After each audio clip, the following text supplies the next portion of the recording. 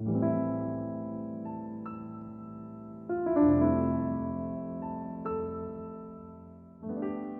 episode is brought to you by the patrons of the Tube Podcast Network. Personal heroes of mine like the Top 3 Podcast crew, Chris Nelson, Zulgeek, Kolby Moyer, Eric Guess, Rick Firestone, Jill, Kieran, new patron Ben, and many more have gone to patreon.com/RealDaveJackson and supported a Top 3 podcast and Tales from the Backlog. I appreciate you very much. You are heroes of mine. You, listener, can be just like them by heading to patreon.com/RealDaveJackson.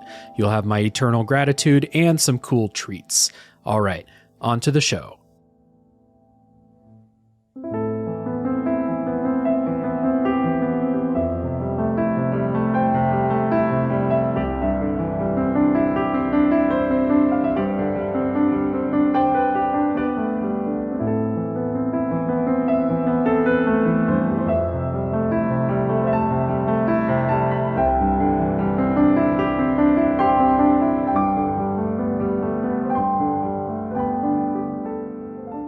Hey everybody, my name is Dave Jackson, and you're listening to Tales from the Backlog, a video games podcast where each week I'm joined by a guest to talk about a game we played. My guest today is a friend of the show, co-host of the Switch It Up podcast, and the guy with the gall, Kolby Moyer. Welcome to the show, man. Thank you, Dave. Really an honor to be on. I'm happy to be here and excited to talk about our game today. Hell yeah. Today we're going to talk about Xenoblade Chronicles 3, which is a Japanese RPG. Why did I say Japanese? It's a JRPG developed by Monolith Soft and published by Nintendo for the Nintendo Switch in 2022. And if you were on an elevator trying to pitch or explain what Xenoblade Chronicles 3 is to somebody, Kolby, what would you say? Well, I worded this kind of like a review, but I think this gets the point across. I would say, even with some shallow mechanics, Xenoblade Chronicles 3 shines with incredible story, characters, world building, and evokes emotion out of all players that makes it worthy of the title for Best Nintendo Game in 2022. Mm-hmm. Yeah. I would say that this is a kind of change in like the storytelling style of Xenoblade Chronicles for longtime fans of the series, while still maintaining the same mechanics of the series for better or worse. So that's my elevator pitch. But I do agree with you, and we're going to get into this, I'm sure, but the story is really, really good. So speaking of the story, spoiler policy on this episode, this is a weird one because this is a long-ass game. So where to draw the line for spoilers is a little bit tough. I'm going to give the basic world building in this episode. These are things that you learn within the first couple hours of playing and kind of the story hooks. But we're not going to go much further because this game does go in some really interesting directions that I don't want to spoil for people. So that's going to be our spoiler policy today. And yeah, time to, before we get into Xenoblade Chronicles, I want to give you a chance to talk about your podcast, which I said at the beginning is called Switch It Up. So I have a feeling that Xenoblade Chronicles 3 is right in your wheelhouse on Switch It Up. But explain for everybody what's going on there. Switch It Up is basically just a Nintendo-centered gaming podcast started by me and my best friend Tyler 3 years ago when we were college freshmen. Now we're college seniors, about to graduate. It's kind of come full circle that way. It's been a wild ride, but yeah, basically your All Things Nintendo podcast, releasing sparingly these days because time is a bit of a crunch with me starting student teaching next semester and Tyler again continuing with school. But we have a good time doing it. It's a lot of fun. We just released an episode at the time of this isn't going to be out for a while, but no. We released an episode the day that we're recording this.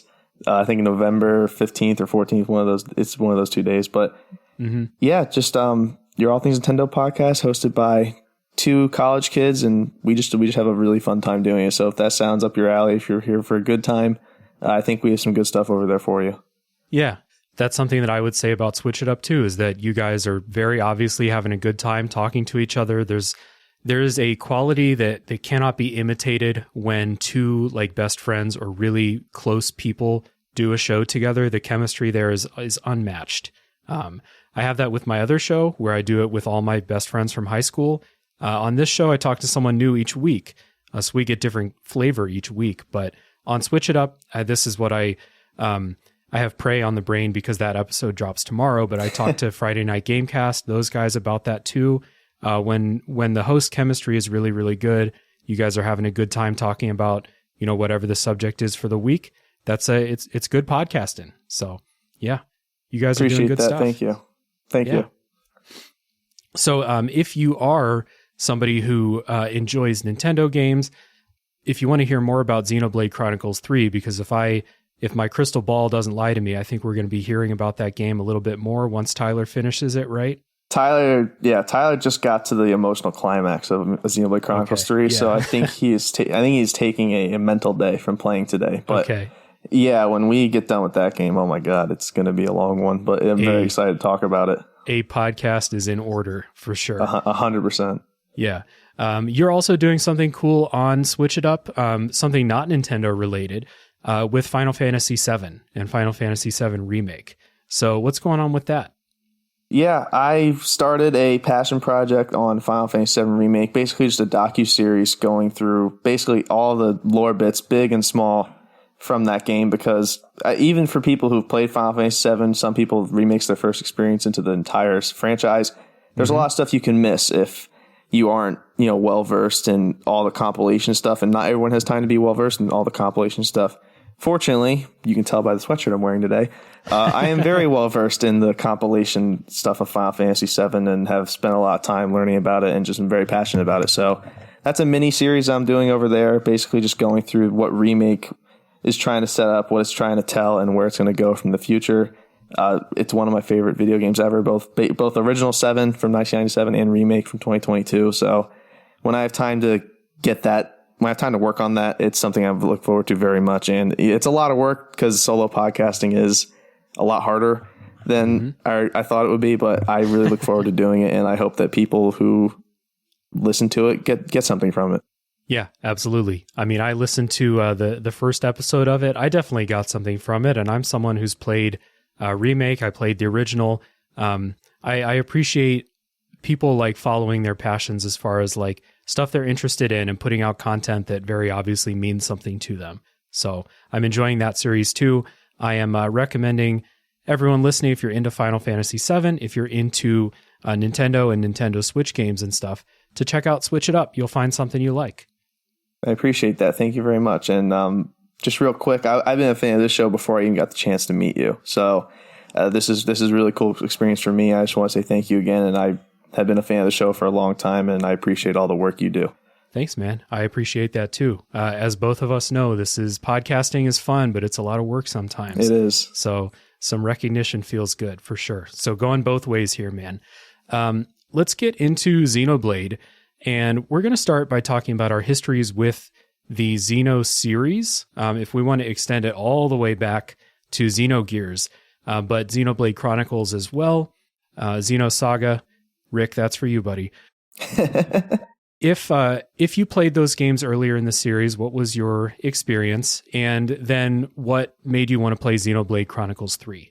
I have not played Xenogears or Xenosaga, but the more I learned about this game, the more I have heard about those prior ones and I've done research on them. So I know I kind of have a general understanding of how it's all connected and how Takahashi's he's been working for a decade, 2 decades, basically trying to tell this story of his. But I remember seeing Definitive Edition, Xenoblade Chronicles Definitive Edition in a direct, and I don't know why it just grabbed me right away, but it did. So that's actually my introduction into the Xeno series, was that game.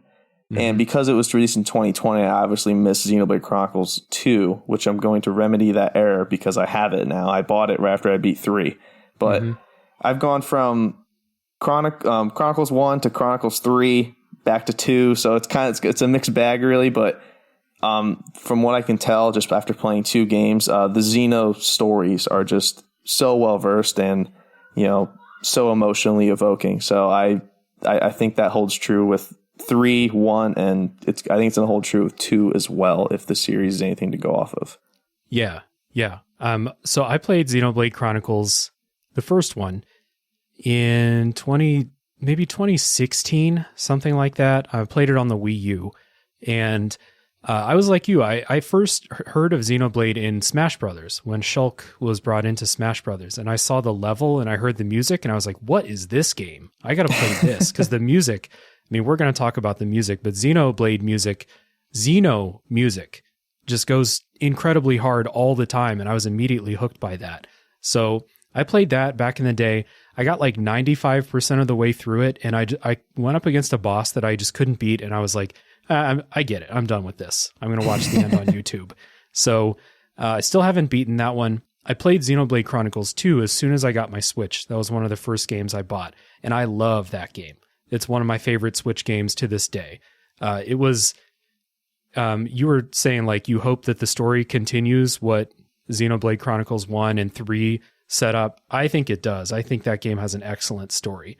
So, long story short, Xenoblade Chronicles 3 was an instant, no hesitation, day one buy for me. I'm all in on Xenoblade games. This game took me 65 hours to beat. I did most of the side quests that I found, but from what I understand and talking to people around, 65 hours seems like a low hour count for this game. Even though I feel like I was pretty thorough. You know, if I found a side quest, I generally did it. So I never felt under-leveled, though. That's one thing I do want to make clear. So 65 hours felt right to me. How long did this take you?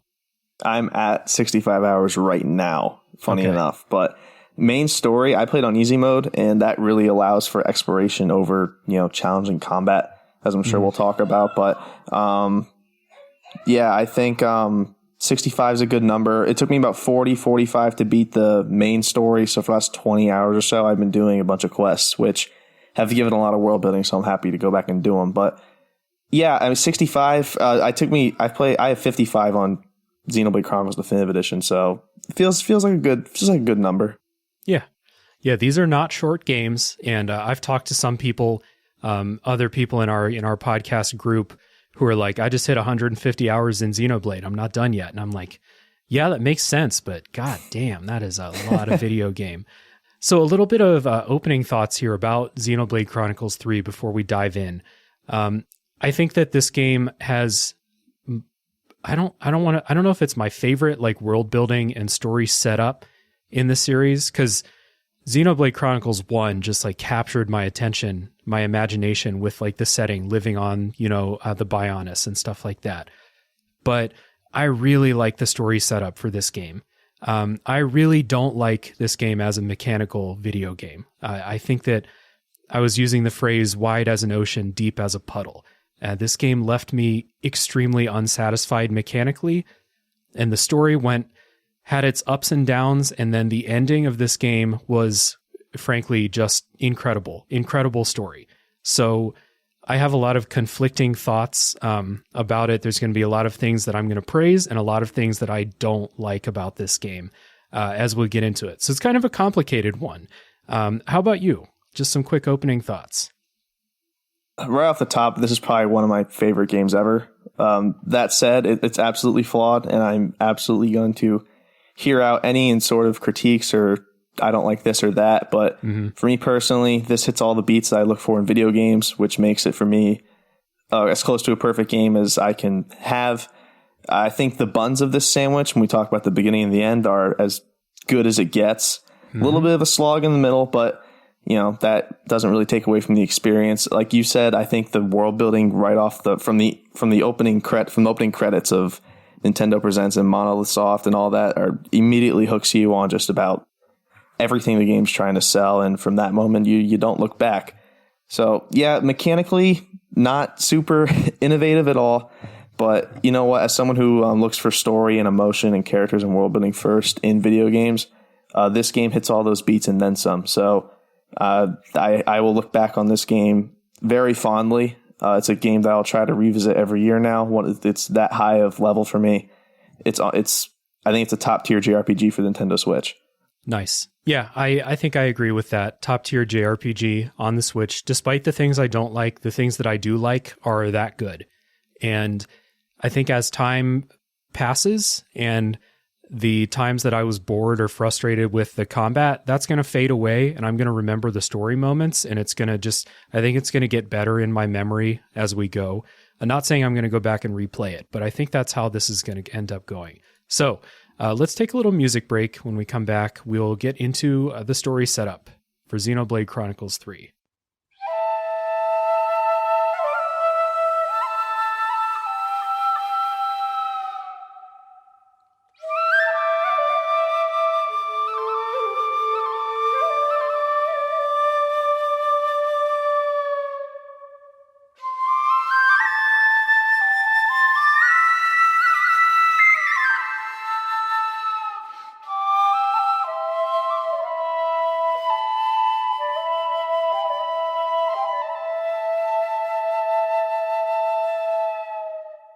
So in Xenoblade, Kolby, you mentioned that opening cinematic. So in that opening cutscene, a young guy, ponytailed man named Noah, is chasing his friends as they go and try to see a big fireworks show. And suddenly, a giant something appears in the sky and time freezes around him. And then you flash to the events of the game itself. That opening cutscene is short, but it is very, very interesting. And then they cut away from it and they leave that little nugget for you to think about for a long time. So in the game, the world is split up into these two nations called Agnes and Keves, which are forever at war with each other. Immediately, this reminded me of Xenogears. I did play about 15 hours of Xenogears. This is what's going on in Xenogears 2. Two nations perpetually at war. So it immediately made me think, like, is Takahashi revisiting Xenogears, a famously unfinished game that they just didn't have the time and resources to see to the full, vision that they had. The nations, Agnes and Keves, are divided into colonies that are governed by flame clocks, it's literally a clock that's full of flames. And it's a representation of the amount of energy available to the people, like life force, basically, available to the people and available to the colonies in a more traditional sense of the word energy. The only way to replenish the flame clocks is to kill people and to harvest their life force into the flame clocks, hence the endless war. So they're locked in this repeating cycle of killing to replenish the flame clocks running low. You got to go out and kill some more people in battle. And it's just, that's what this world is all about. The citizens of these nations are born as teenagers, and they have a natural lifespan of 10 years. Although, because they're always killing each other, most don't make it to 10 years. And if you do, it's a momentous occasion. And I will stop giving story setup there just to get your thoughts on this kind of world building setup, Kolby. Yeah, looking back on it, in recent memory, has there ever been a more effective use of dramatic irony? So much good stuff is done in these opening scenes. Just again, like right away, you're interested. Like the fact that human life is like a resource, and they make that evident very quickly with, when the husks fall and the life source literally gets sucked into the flame clock immediately. And I think they're powering these two like giant mechs in the opening scene. It's super interesting. It immediately grabs your attention, and just right away, you want to know more. And that's kind of like it's crazy how like quick they show you the A plot of the game without telling you it's the A plot, which is again, which is just, I think, fantastic storytelling and writing. Yeah. It's really good, and this is something that I think this game does really, really well.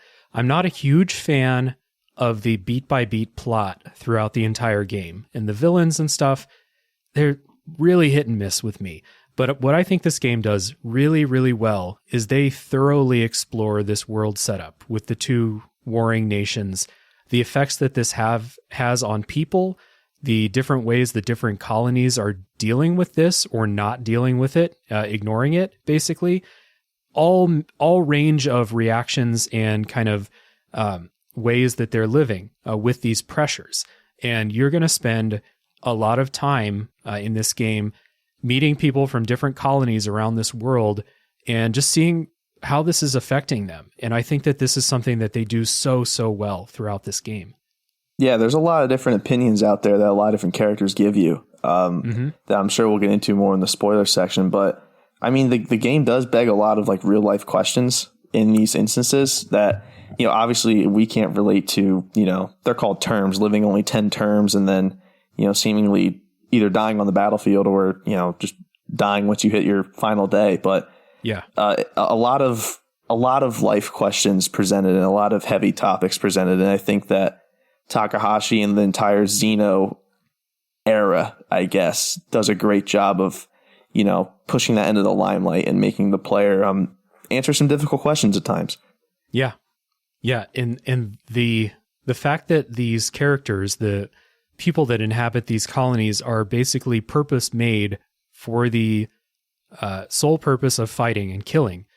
And it's not like they're emotionless robots about this. They are people that feel certain ways about this. Some of them, they're like anime characters who live for the thrill of fight, thrill of battle, right? And then some of them are like, I don't want to do this. Like, this is terrible. Like, why are things like this? And like I said before, you have, for both of us, 60 plus hours, up to 150 hours for some people, for these characters to really explore and talk to people and get a wide range of, reactions and lifestyles based on this setup here. Definitely agree with all of that. So the story here follows Noah, who is arguably the main character, along with his two friends, Lance and Uni. They're from Kevis.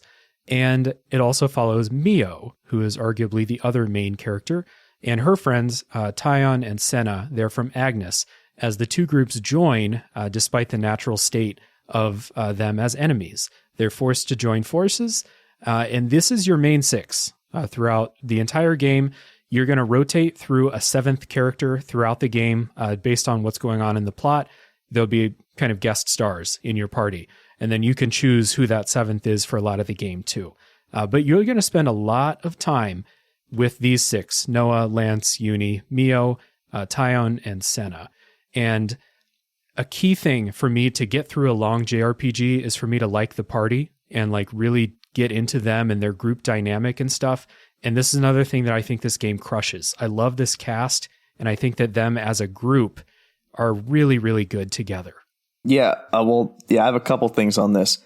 I'm going to ask you throughout this episode to kind of push it back a little bit, like some of your like favorite moments from this game. The scene where they are fighting each other, like when they first meet. That's one of my favorite scenes in the game, when Noah like figures out Mio's pattern and they're dueling. Love that. Then obviously when they, get the stone and become friends, and the whole thing's great. I love it. I've watched it multiple times. Yeah, this cast is fantastic. Noah and Mio are obviously the highlights of it. The game is centered around them, but the other four are just as good and all have their own special moments. I do miss a little bit of the diversity in groups, and I mean that in the sense of everyone here is about the same age. Now that's the natural state of the world, so they probably couldn't help themselves, and I think that's where the seventh guest party member helps in some cases, but I do miss having the Shulk and Ryan and Dunban's the older one, and then you have I can't forget the girl's name with the kid Juju in one, but I do miss a little bit of the age gap and the different kind of upbringings from the games, but but regardless, I still love this cast. These characters are great. They all blend so perfectly together. I think the friction between them is done very well in the beginning of the game, and then the unisons they have towards the end is also very well done. So it's cool seeing that relationship build throughout the course of the game, and it's very well done. Yeah, couldn't agree more. And this is that I came through this game starting out and just being like, okay, I've got Noah and Mio. They're the characters that are on the promo art and stuff like that. They're obviously the main characters, and we'll see how these other four characters go. And Lance is kind of, he's really brash, and it comes off as, to me, someone where I'm like, okay, buddy, just tone it down a little bit. But I ended up loving him. Uni is really kind of forward and vulgar in a lot of ways.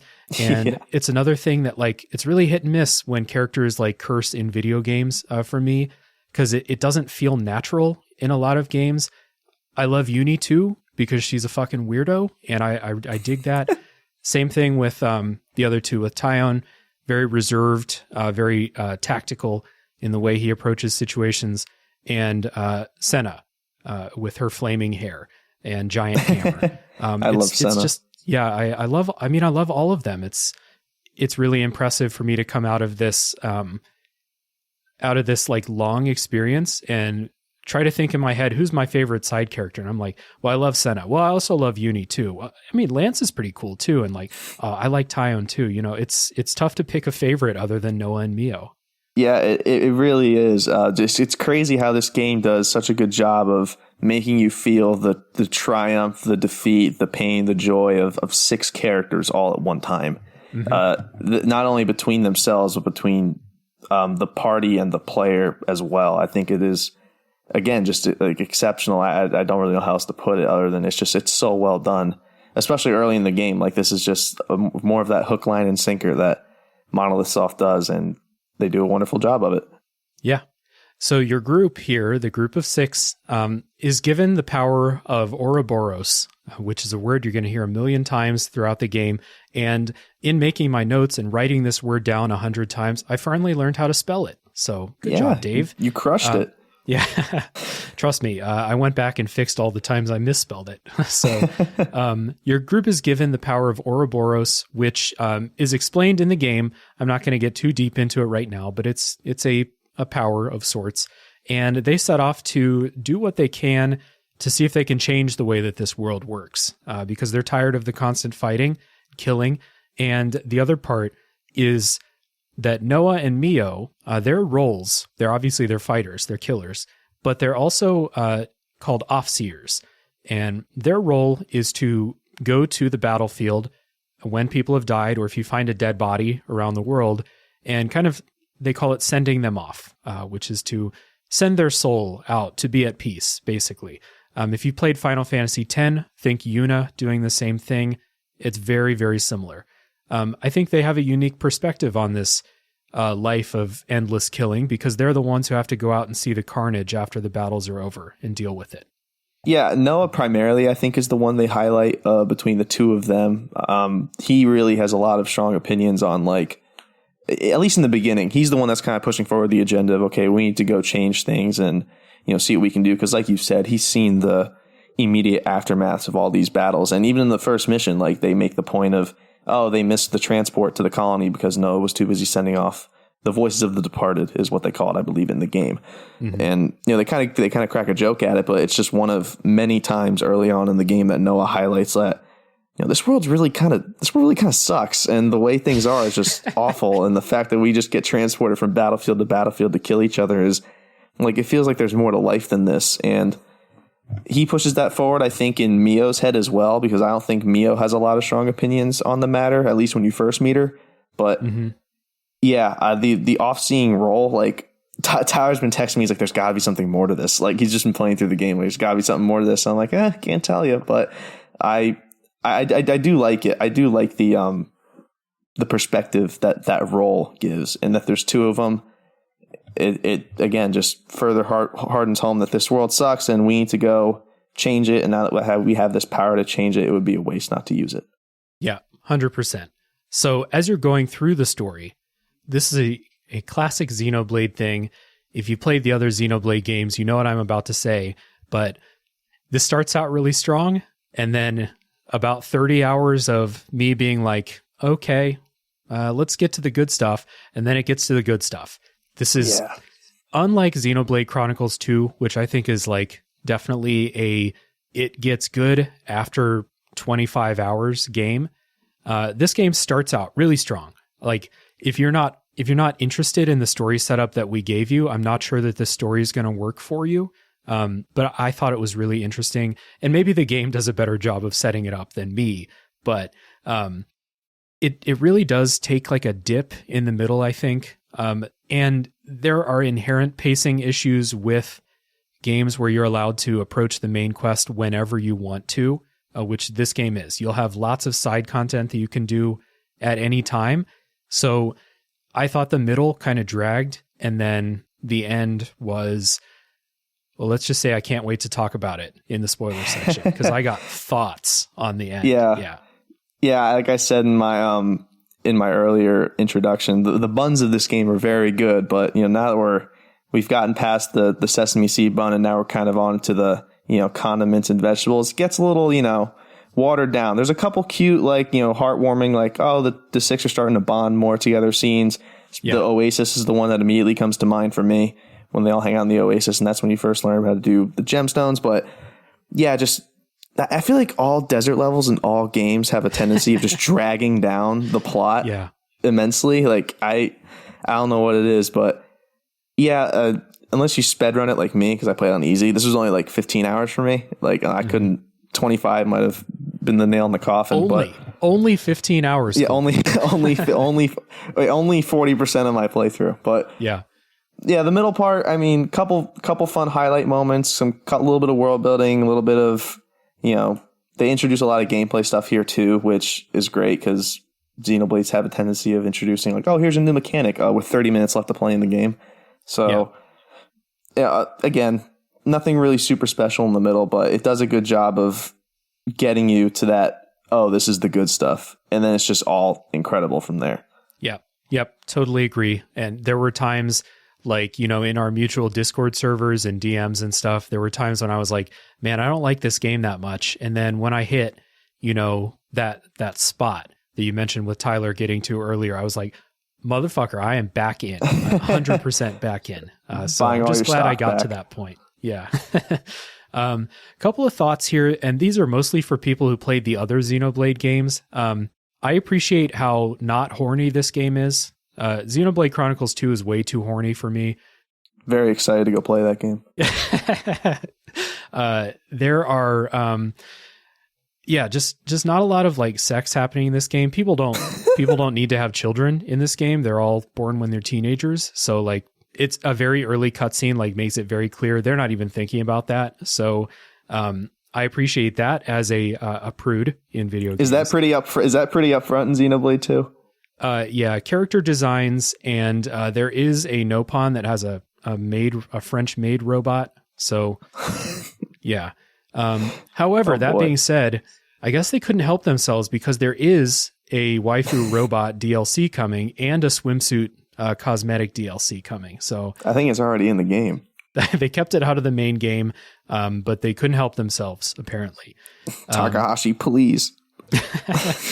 The other thing, and you played Xenoblade Chronicles 1, so you know what I'm talking about. The other thing I think is really great is the Nopon in this game shut the fuck up for most of the game. I find them super annoying, and in this game, they barely talk. There are a couple that travel with you, and they talk every 5 hours or so. Tora really, really annoys me in Xenoblade 2, as much as I love that game. And in this game, the Nopon are quiet, and it's very nice.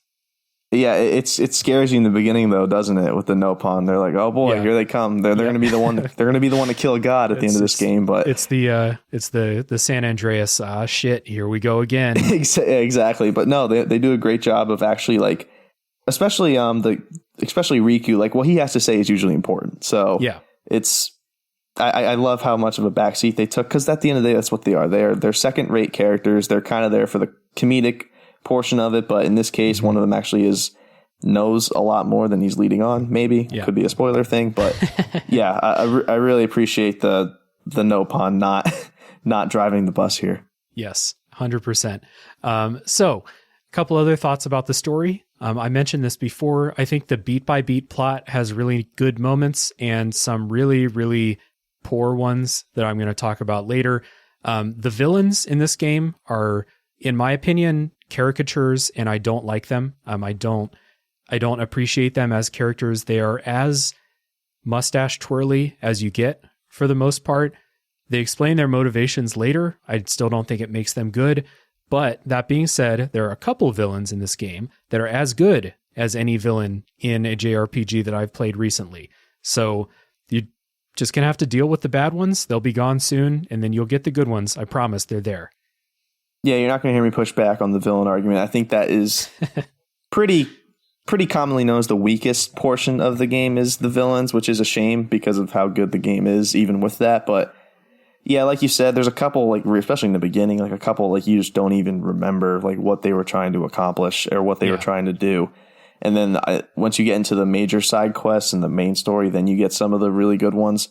But the villains suffer from a lot of reasons. I won't get into all of them now, but you only really care about what's happening with them in brief spurts, like throughout the entire course of the game, because like they're hardly there, and they're constantly rotating out because they're all different, and you're fighting the alphabet, and it's all messed up. Like there's no the primary antagonist you don't meet till like the last 30 minutes of the game, which is a JRPG-ass JRPG trope. Yeah, like how are you supposed to care at that point about like what he's trying to accomplish? Yeah. Yep. Totally agree. The last thing I have about the story is that for people who are coming to this with knowledge of Xenoblade Chronicles 1 and 2, there are a lot of references and world building that's built on those two games, but it's pretty indirect. Like there are some mechanical things which I'll talk about in the combat. And then there are names, I guess proper nouns, I'll say. There are proper nouns that are brought back. And if it's been multiple years since you played one of those games, unless you're like a fanatic, a lot of those things are going to go over your head if you're like me. I didn't notice most of them until I was actually complaining. I was like, I don't see where this fits in the series. And people are like, oh, here's all these things that are actually references to 1 and 2. And I was like, oh, I just didn't notice at all. So if you are like a lore hound, a Xenoblade fanatic, that stuff is there for you, but very surface level for the most part. Yeah. Yeah, I'll bring up the other side of that argument just to be devil's advocate. I think Nintendo primarily does a really good job of this, and I suspect they'll do this with Tears of the Kingdom as well. When they release games that are a part of a bigger whole, they do a good job of making it that you can enjoy that specific game without having any knowledge of the prior ones. That is true, I think Xenoblade Chronicles 3 by itself, and I think Tyler's an embodiment of this, it's one of his favorite games he's ever played, and he has no experience with the series. Saga, Gears, or Blade, he's the only game he's played is 3, and he just loves it. He's not confused. He gets what's happening.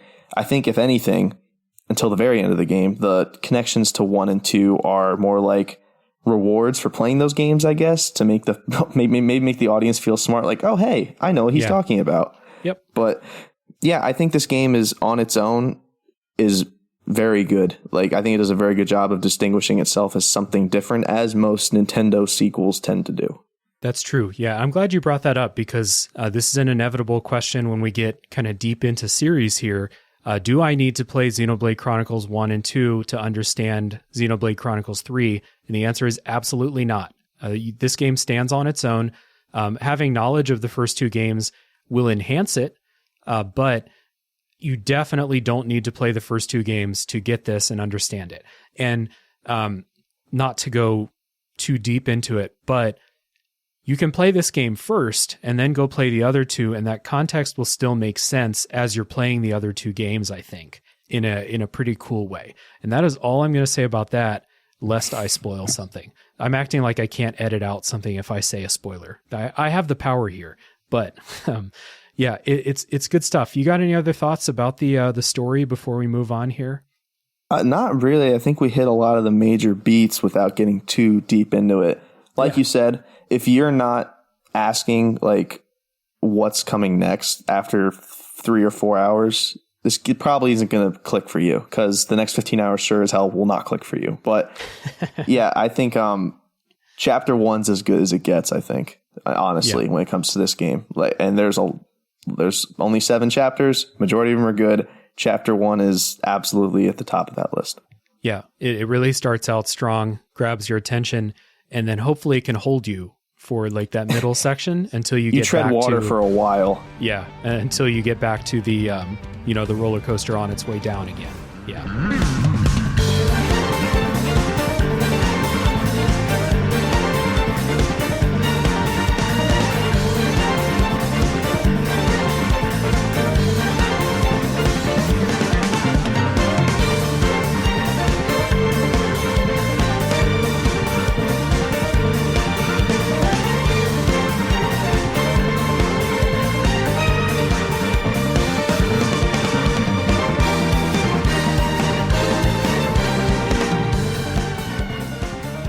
So this is a Xenoblade game, so if you've played that, you know what this kind of entails.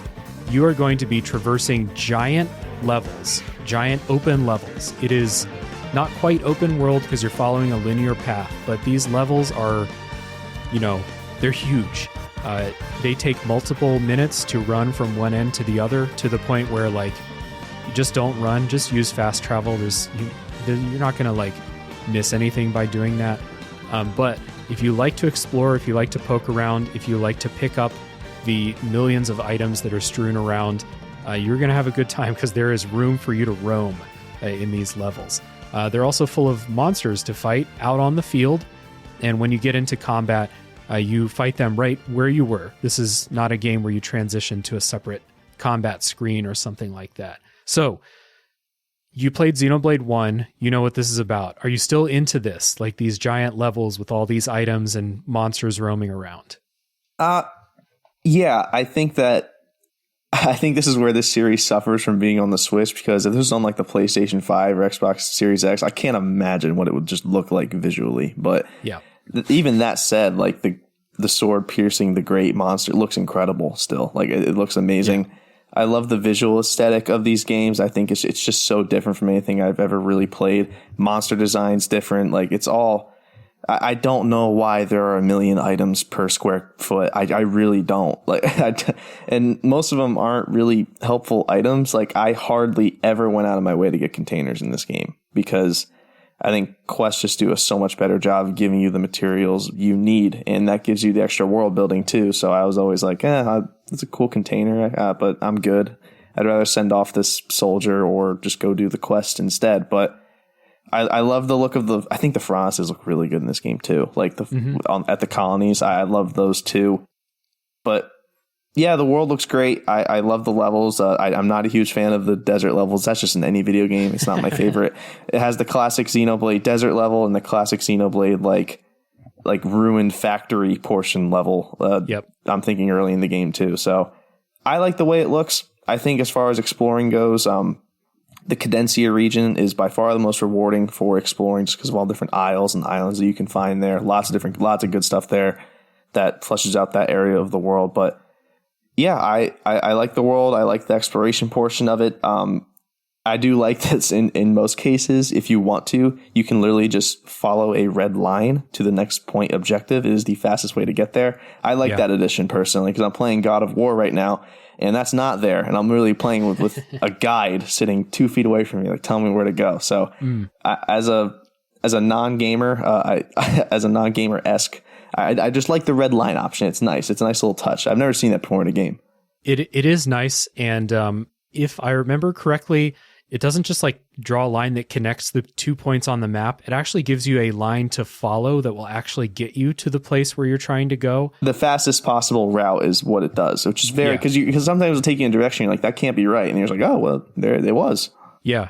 I think this is a direct response to Xenoblade 2, which had a map that showed you where you're supposed to go, but did not really help you with what level it was on. There's a lot of verticality in that game. There's a lot of times where I'd like go to the map marker, but it turns out it was above me or below me. And I'm like, fuck, now I have to find a way up there. In this game, I think this is a direct response to that. So they fixed that. Yeah. Regarding the exploration, I think they want you to explore in this game with these giant levels. And I think the exploration is unrewarding for the most part. Like you said, the items in this game it is bizarre how many items there are, and it is bizarre how few uses you have for items. And I ended this game with probably like thousands of items. I never bought shit from merchants. Not necessary at all. Very weird item economy in this game. Nothing makes sense. The only thing you use items for are quests that are like, here's a list of 10 items. We need 15 things from this list. Come back when you're ready. And if you don't have it, you have to go find this tiny blue triangle that doesn't show up on the map. You have to go find the physical item in the region. Kind of ridiculous. Yeah. Yeah, for sure. There is use for items. I don't know if you know this, but the Collectopedia, that's where you mainly transfer the items to certain colonies, and that's how you get affinity for certain areas. But it's hidden. It's hidden so far in the depths of the UI that most people don't know that. So yeah, items. Really weird how useless kind of items are in this game. This is a Xenoblade thing. Every Xenoblade game is like this. They have not changed it one bit. Every game, I think the same thing. And as I'm running through the levels, I'm picking up all the items, knowing full well I'm never going to use them. It's a complete lizard brain thing. You mentioned the containers. I open all the containers, never use the items inside. Total just lizard brain reaction. I want shiny stuff to come out of a container. And you mentioned the Pharaonis things. These are giant mechs, basically, that a colony will be built around. And when I say giant, I mean giant. They're huge. Sometimes you'll find downed ones out in the field. It's cool to find one, but I think I only found 3 my entire game. So they're pretty rare, and you get more items for finding them. Yeah, it's a place do. for you to spend your ether. I ended the game with 99 ether, never found a good way to spend it. Just a bizarre game in this fashion. Yeah, I definitely agree. I wish there was more. I think they call them Pharaonis Husk or Hulks, one of the two. Yeah. I wish there were more of them because they introduce them pretty early, and it's like, oh, this is a pretty cool concept where you spend your ether, you can get some extra resources here. This is a place where you can set up camp and train and level up, and it's nice to have. It's always nice to have those areas to fast travel to when you need to do something. But I think I only found like 4 of them, and I'm kind of like, oh, this is I still have so much ether in this cylinder that I don't know what to do with. So yeah, I mean, I feel like another missed opportunity, but I feel like we're praising the Xenoblade name here when it comes to these types of problems.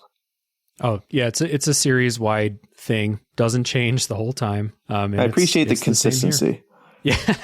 Yeah, they are nothing if not consistent, for sure.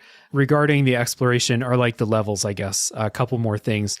You made a good point that I like the way the levels look. Like if you just stop and look out at the landscape, it's really interesting most of the time.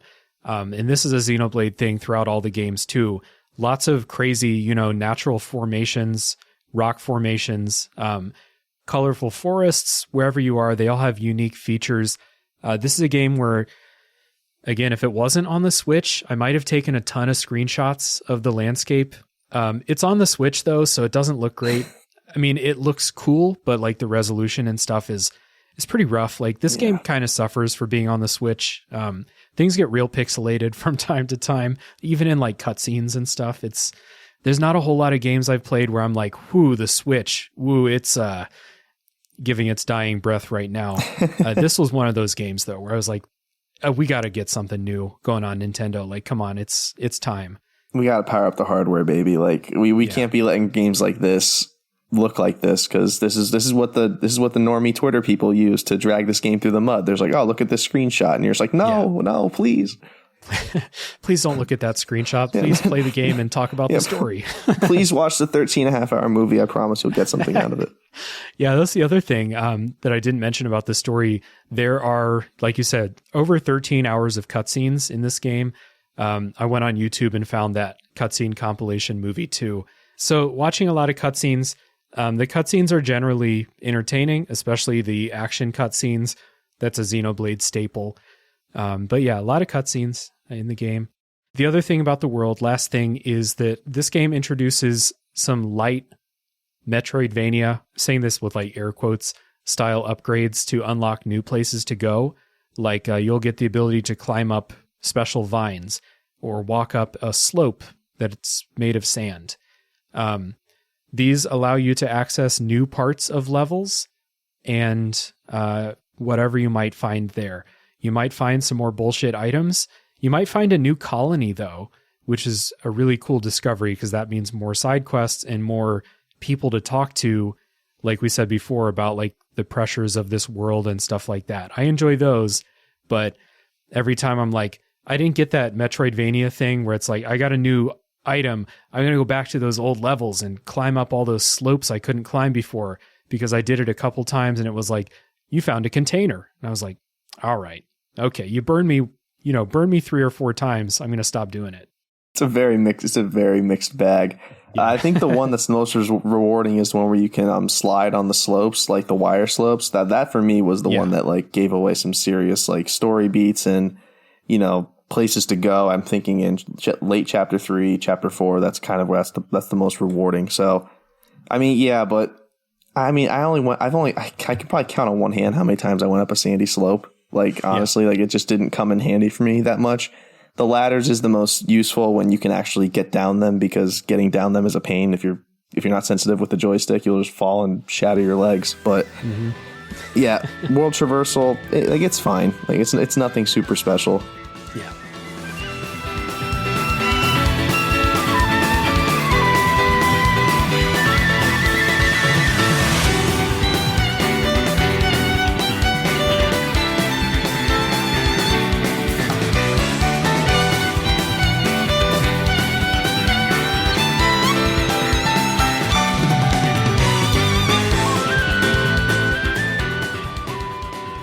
Speaking of things that are not super special, it is time to talk about the combat.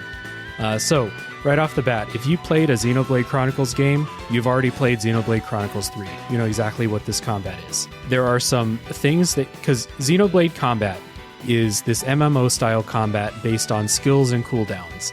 And you auto-attack. So, a lot of the time, you're just sitting there auto-attacking, waiting for a cooldown to run out so you can use one of your skills again. And this is Xenoblade. I thought Xenoblade Chronicles 2 had a really engaging combat system.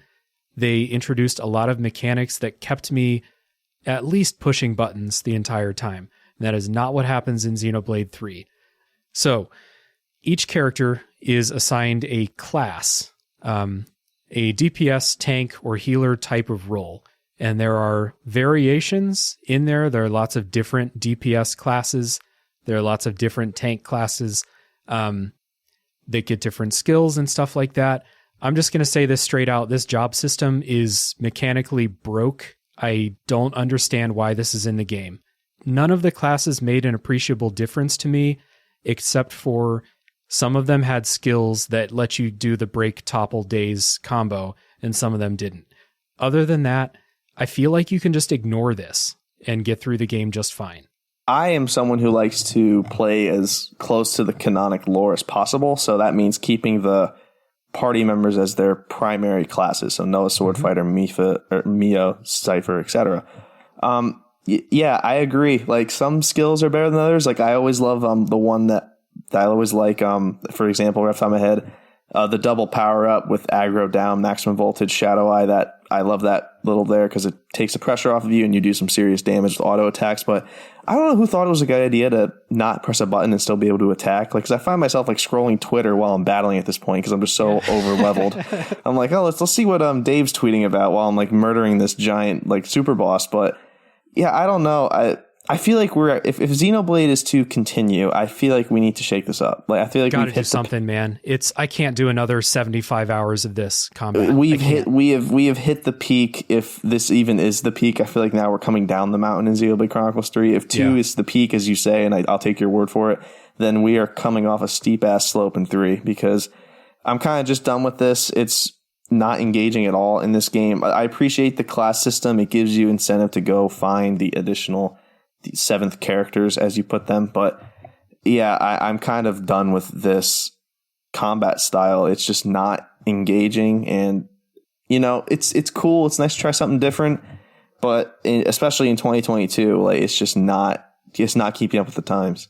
Yeah, and you know what this reminds me of? We talked about Final Fantasy VII Remake earlier. This reminds me of Final Fantasy VII Remake, except you're pressing the buttons in 7 Remake. You're actually pressing square to attack, and you're dodging and stuff like that. You can dodge in Xenoblade 3, but you don't, like, attacks don't have hitboxes. You're going to get hit anyway. Yeah. So, like, it's just, it is tired. This is a tired combat system.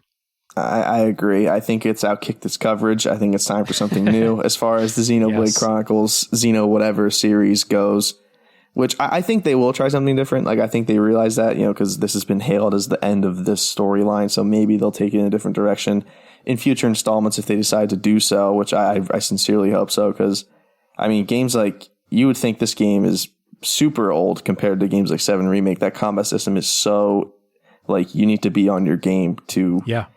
You know, play to beat some really high bosses. Where if you have the right skills and once you're able to hit plus, I mean, most fights are over in this game. Yep. So what Kolby's referring to there is Xenoblade combat systems are all about doing your basic attacks and skills to build up a meter so that you can do stronger skills, and then doing those, at least in Xenoblade 2, if I remember right, doing those builds up stronger skills and stuff like that. In this game, you're building up a gauge called the chain attack gauge, which is something from the Xenoblade series chain attacks. But what Kolby is referring to there by just waiting till you hit plus and then the battle's over, totally correct, because that is what the strategy in this game is. Every single fight in this, and this is not hyperbole, every fight in this game except for one was the exact same strategy. Fight the boss. Maybe I'll switch to the healer if like people are dying too much. I'll control the healer and like take care of that. Other than that, it is use your skills, wait for that bar to fill up, use the chain attack. The chain attack is probably enough to kill whatever you're fighting. If it's not, start that process over again. Get a second chain attack. And like that, it might sound like hyperbole, and I exaggerate from time to time. I promise you, I am not exaggerating here. It's exactly what this combat system is. And for 65 hours, for every fight to be exactly the same, except for one. It's ridiculous. And even in that one, you're so over leveled it doesn't matter. Yeah, and that's the other thing.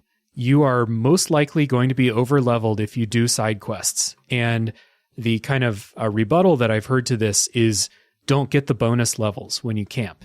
And to me, that is not my responsibility to make sure that the game is balanced. If you're going to let me level up at a campfire, I'm going to do it. Like, this is a video game. Come on.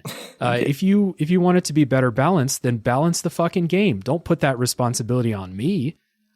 Yeah, like just level scale. Level scales in the post game. Why can't they have it in the main game? Like if you're 10 levels above a boss, like you should be able to hit a button that lets you scales them up or scales you back down, and you just get to bank the bonus XP. So you can just power right back up again. So there's solutions to this problem that this over leveled problem. They just didn't do them until it didn't matter in the post game. But we are clowning on the chain attack. Chain attacks are pretty cool. I do like that you can there's some cool strategies you can do with the chain attacks. I've seen people get like 40 million damage on chain attacks. Yeah. It's absolutely insane. But this is where the class system is utilized best, because you have different characters do different things. Whereas Noah's primarily an attacker. He's always going to get that 125 boost if he attacks first. Now that can be Tyon, and Noah can be your healer to build up your point limit and all that good stuff. So I think that's where the class system probably excels the best, is in the chain attacks. But even then, like it's just not super engaging, because the chain attacks are they're so broken. It's insane. They're so good. Yeah. The Ouroboros ones are just nuts. Yeah, I agree with you though. The chain attack and trying to puzzle out how do I get the maximum amount of like commands, I think they're called, in the chain attack. How do I get 3 or 4 of those before running out of chain attack meter, I guess. That was the most engaging part of the combat by far. And I still had fun with that, because as you go later, there are extra things you can do in the chain attack. And so you need to kind of try to build up to that. And it is kind of fun. It's not super fun, but compared to the regular combat where you're just kind of like, you have 3 skills. You auto attack, and the cooldowns on your skills kind of build up, and then you can use the skills. There are supposed to be, like, I think that the intent is that there's strategy to when you use these skills, what situation you're in. There's not. You just use them when it's available.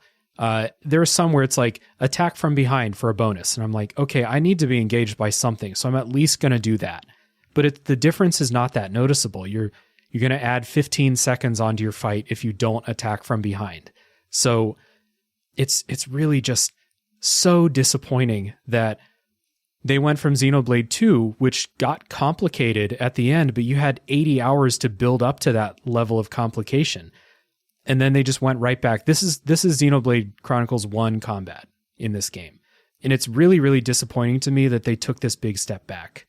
Yeah, I completely agree with you there. I haven't played 2, but hearing you talk about that has me excited to at least try it out, because I think your words exactly were, they don't explain it very well, but once you get the hang of it, it's pretty good. So I would have much rather had that in this game, because like you said, it's just I'm not one for auto battling, but goddamn, like it felt like I was just auto battling 90% of this game, and like even the boss fights, like they just there's not entertaining. Like they don't make that's honestly like if villains were enhanced through the combat, the villains probably wouldn't be a problem, but they're not. If anything, they're worse through the combat because you just wallop the shit out of all of them. Either that, or let's say because this game, the difficulty in combat is really dependent on what level you are. This is not a game where you're going to skill your way through combat. I think if you're like 5 levels lower than something, you're going to get destroyed. And if you're 1 level above something, you're fine. You're going to beat it. So the thing about the boss fights is, other than that one, they were just regular enemy fights that were 3 times as long. That had cooler music. And yeah, music too, which we're going to talk about soon because I can't end the non-spoiler part on just a total shit fest like the combat is. But I do have a question. What was more annoying about the chain attacks? How overpowered they were, or that they cut off every single piece of music during the game? I like the chain attack music, so I didn't mind that.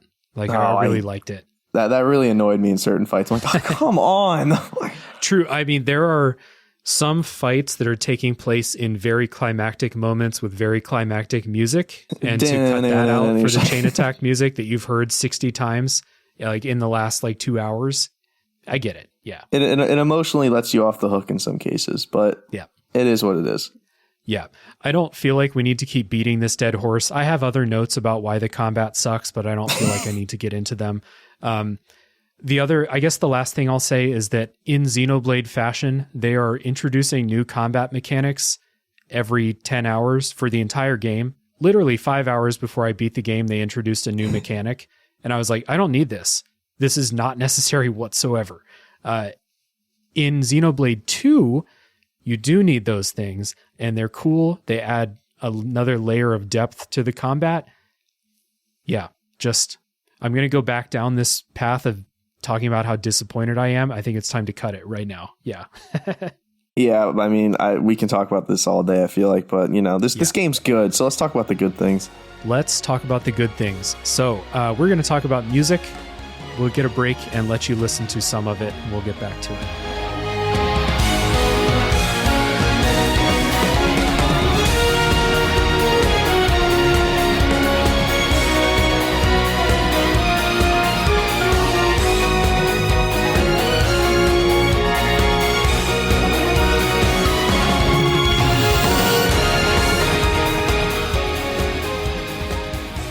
Xenoblade Chronicles, if the series is known for anything, it's known for giant environments, interesting stories, and kick-ass music. And the music in this game really follows the traditional Xenoblade Chronicles stuff, with kind of orchestral arrangements, but dominated by electric guitar, which is what drew me into the first game's soundtrack. Because I'd never heard a JRPG. My experience was mostly Final Fantasy. Those don't use, electric, like metal, speed metal guitar solos and stuff like Xenoblade songs do. Difference in this game, though, because Noah and Mio are off-seers and they play a flute to send off the souls of the departed, flutes dominate this soundtrack too, as well as those other instruments that are traditional for the series. And I thought this was really interesting, just taking a nice little choice in the music direction to tie into the story here. Yeah, I think I love the flute personally. I love that.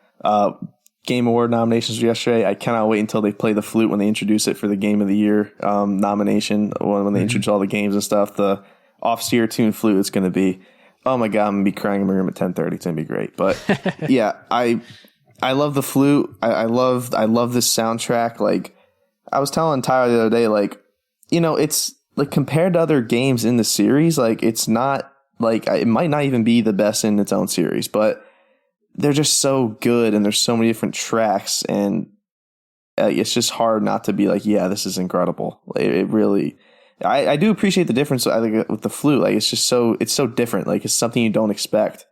Yeah, it fits in with the story. The flute takes a main player seat in the battle theme in the first area that you're in. So if you like flute, this game is for you. Shout out to Katie Shesko, former guest on the show. Katie has a bunch of Xenoblade flute covers going on. So she was on the Nier Automata episode. So if you remember her, shout out to Katie. This game was made for Katie. So just her. Yeah, just her. But if you like flutes, you're going to be very happy with this. It's an interesting direction that the story or that the music has taken here, though, because there is a grand setting out on an adventure feel to Xenoblade 1 and 2. And I think the music really reflects that in the levels, like the famous the Gar plane, if I'm pronouncing that correctly, from Xenoblade 1. A lot of the levels from Xenoblade 2 have really like motivational, like driving, fun soundtracks. And in Xenoblade 3, those level tracks are a lot more reserved. They're a lot more somber in a lot of ways and atmospheric. Really fits in with the story, but it also leaves me with not as many super memorable songs from that aspect, at least. Yeah, you make a great point. I think the music does a great job of environmental storytelling. I think just because of how like somber the world is and how terrible things are.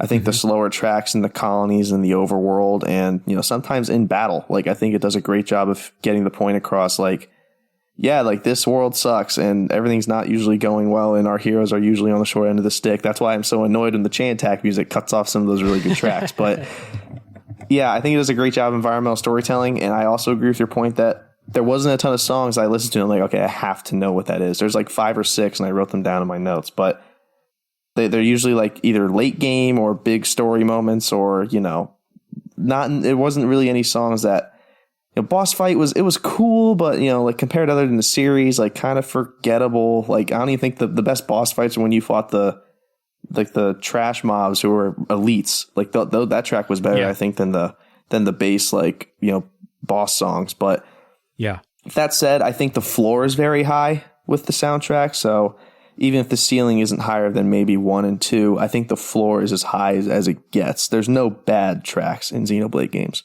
Yeah, this soundtrack, as tradition in the Xenoblade series, this is Yasunori Mitsuda, who is just an icon in video game soundtrack land. So even if I'm saying that, like, the music kind of takes a backseat to in the name of world building or atmosphere, these are still quality songs for sure. I did go through this game, kind of like you said, without latching on to a song. Xenoblade Chronicles 1 had They Will Know Our Names as like a pivotal like story moment song. Xenoblade Chronicles 2 had Counterattack, which makes me cry if I listen to that song because of the emotions that I associate. I just got shivers thinking about it. Associate it with the emotions of like story moments because that song is always in the key story moments. And I didn't latch onto a song from Xenoblade 3 like that. There are very good songs and there are very emotional songs, but there's not one that in 6 months, if you ask me like, what's the definitive song from Xenoblade Chronicles 3? I don't have one for this game like I do for the first 2. And I'm not saying that as like a criticism of the game. This is purely an experiential like observation that I've made because I did latch onto the music from the first 2 games so much. Yeah, if someone asked me in like 6 months, what was your definitive song, I probably would have an answer for him, but it's not like you said, like They Will Know Our Names and Counterattack. You can tell the story of Xenoblade Chronicles 3 without mentioning those songs. You can't tell the stories of 1 and 2 without having those songs in them. So yeah, they're pivotal. Yeah. Yeah, like there's no pivotal track in this game. Maybe one I can make an argument for, but other than that, like as far as I think the music is better off as like a background, setting up the world building around you, setting up what's going on versus like in your face, like I am telling, like driving the story bus. Like that never really happens in this game. Yeah, there's a song on this soundtrack that's also called They Will Know Our Names, and that song's really good. I love that song. But like I said, Counterattack and the way that I felt when that song was playing, that's going to stick with me forever. I don't think I have one from this game. The music during battles is really good. I mentioned like the flute music in the battles in the first area that you're in. I really like that. You mentioned when you're fighting the kind of elite enemies, the one that plays when you fight the blue elites that starts out with that sweeping guitar. I really like that song. Kind of disappointed by the Mobius song, which plays. Mobius are if you're listening, that word doesn't mean anything to you yet, but plays when you're fighting boss fights against Mobius. I like I'm a sucker for like choir and orchestra. So when that kicks in, I'm like, oh, this is awesome. But there's a version of that song 10 times better in this game. Yeah. The kind of standard version of it is very dissonant and it hurts my ears and I don't enjoy listening to it. It's a song that gets you going. Like, I enjoy the melody of it, but there's like really dissonant choir vocals that I don't like it. And you hear that song a lot because it's against the main bosses of the game. And it's just unusual for me to go through a Xenoblade game and be like, I don't like this song. You know what I mean? Yeah, I do. But overall, the soundtrack is good. I was throwing out some hot takes when I was about halfway through the game about how I don't like the soundtrack. The last half of the game and like the emotional moments toward the end and the music that's playing through those are as good as anything that Xenoblade has done before. I just don't think I'm going to come out with a song that means a lot to me, like I did for the first two games. When I saw that take, I had to check you on it. I'm like, okay, get back to me, get back to me in 20 hours and see if you still believe that. So I'm glad to see that you came to the right side of things. Yeah, I came to my senses, and I throw out hot takes from time to time. People can check me on it. That's fine. I'm an adult. That's good. It's a good thing. Yeah, time to get into some final thoughts about Xenoblade Chronicles 3 before we get into the spoilers section, where we are going to go through the story and stuff. So, the question in the final thoughts part, Kolby, is who would you recommend Xenoblade Chronicles 3 to? Well, Dave, anybody who craves storytelling. It's pretty simple, plain answer there. We've already been over it. Combat's not going to grab you. Maybe some of the environmental stuff won't grab you. This story will. And Takahashi, we've talked about him a lot already, but he's been trying to tell this story since 1998. And finally, in 2022, it's done. The arc is over. And I think it's a great send-off for this story specifically. It just, again, invokes emotion out of all players, even on its own. Like I said earlier, even separate from 1 and 2, it is an amazing game by itself. And if what you crave is a good story, I cannot recommend this game enough. And truthfully, this series enough. All 3 of these games are on the Switch, so you have no reason not to play them if you have a Nintendo Switch. Yeah, I'm going to recommend this first and foremost to Xenoblade Chronicles fans. If you like the first 2 games, play this. It's got something for you. The story is really, really good. I really enjoyed the story as a whole. I'm thinking of it holistically right now, is excellent. I love it. The story beat by beat, very hit and miss, in my opinion. But it's got some of the strongest moments in a video game that I've played in a while. So if you like JRPGs because of story and a cast of characters that travels together and gets to know each other and develops together, I think this game's going to satisfy you there. We talked a lot about how bad I think the combat is, how unsatisfying we both feel about the combat. If you need a game to mechanically satisfy you, to get you through 60 plus hours, this is going to be a coin flip, whether or not you're able to. But for me, the story was enough to keep me going. Even in those times where I was like, I don't like what's going on in the story right now, the promise of things that I was just waiting to pay off kept me going. And then those payoffs were worth it. They're worth the wait. So it's a recommendation for me with qualifications. I'm not recommending this game to everybody. And like I said earlier, as time passes and I forget about how bored I was in boss fights, and I just remember the story moments and stuff like that, I'll listen to the soundtrack when I'm working because, it's Xenoblade music. It's good music. I'll remember those story moments, and I'll probably think more positively about this game in 6 months than I do right now. So, yeah, there's my recommendation with qualifications. Yeah, perfectly fine with me. I agree with all that. Before we get into spoilers, we got to take care of a little housekeeping here. So first things first, Kolby, where can people find Switch It Up? What are you guys doing out there? You can find Switch It Up basically on all your podcast streaming platforms, Apple, Spotify, all that good stuff. If you are so inclined and have liked what I have been selling here up to this point, please leave a rating and review on this show and Switch It Up. Why not? Spread the wealth around here. You can find us there.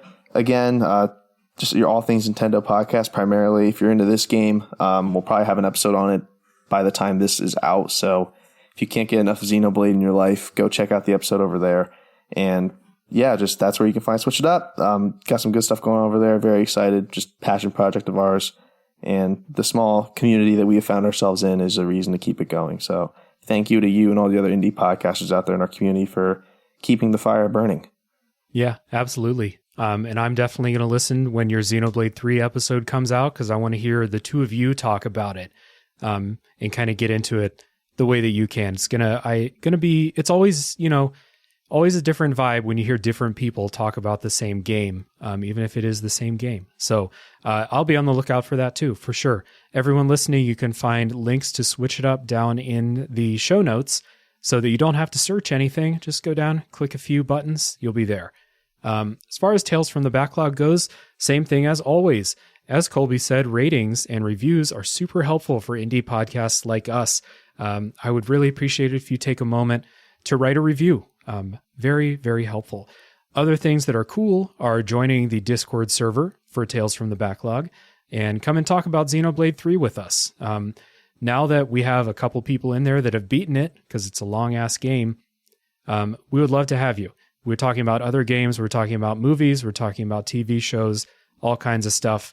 You can also support the show on Patreon if you're so inclined. You would be my hero if you did that, but I'm certainly not pressuring you.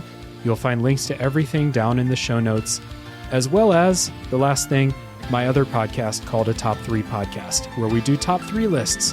So if you want to hear me talk about something that's not video games, that's the spot. So, Kolby and I are going to take a break, and when we come back, it is spoiler time for Xenoblade Chronicles 3.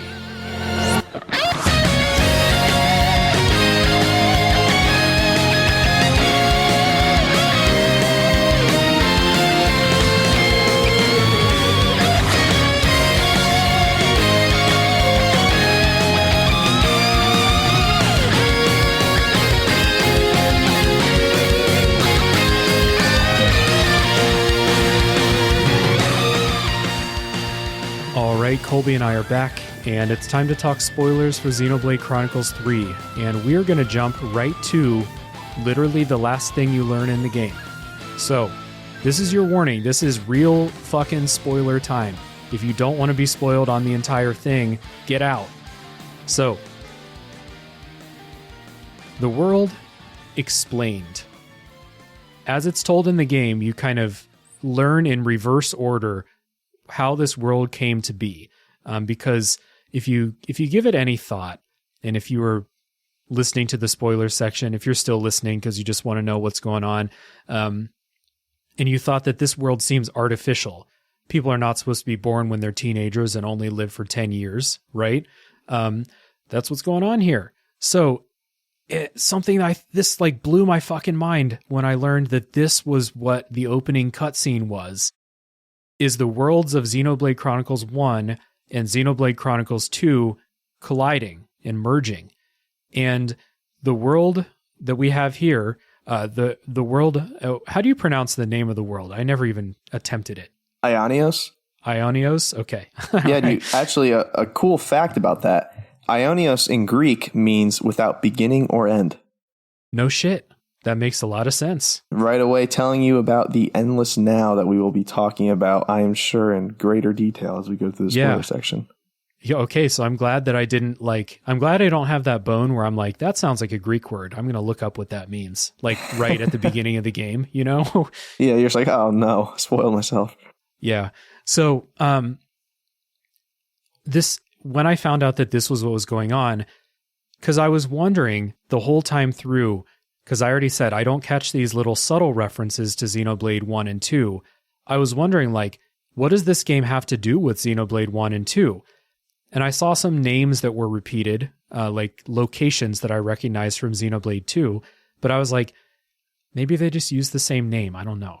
But what actually happened is these worlds merged together. The opening cutscene, I was coy about this earlier, but it's a fucking planet coming at what Noah's looking at.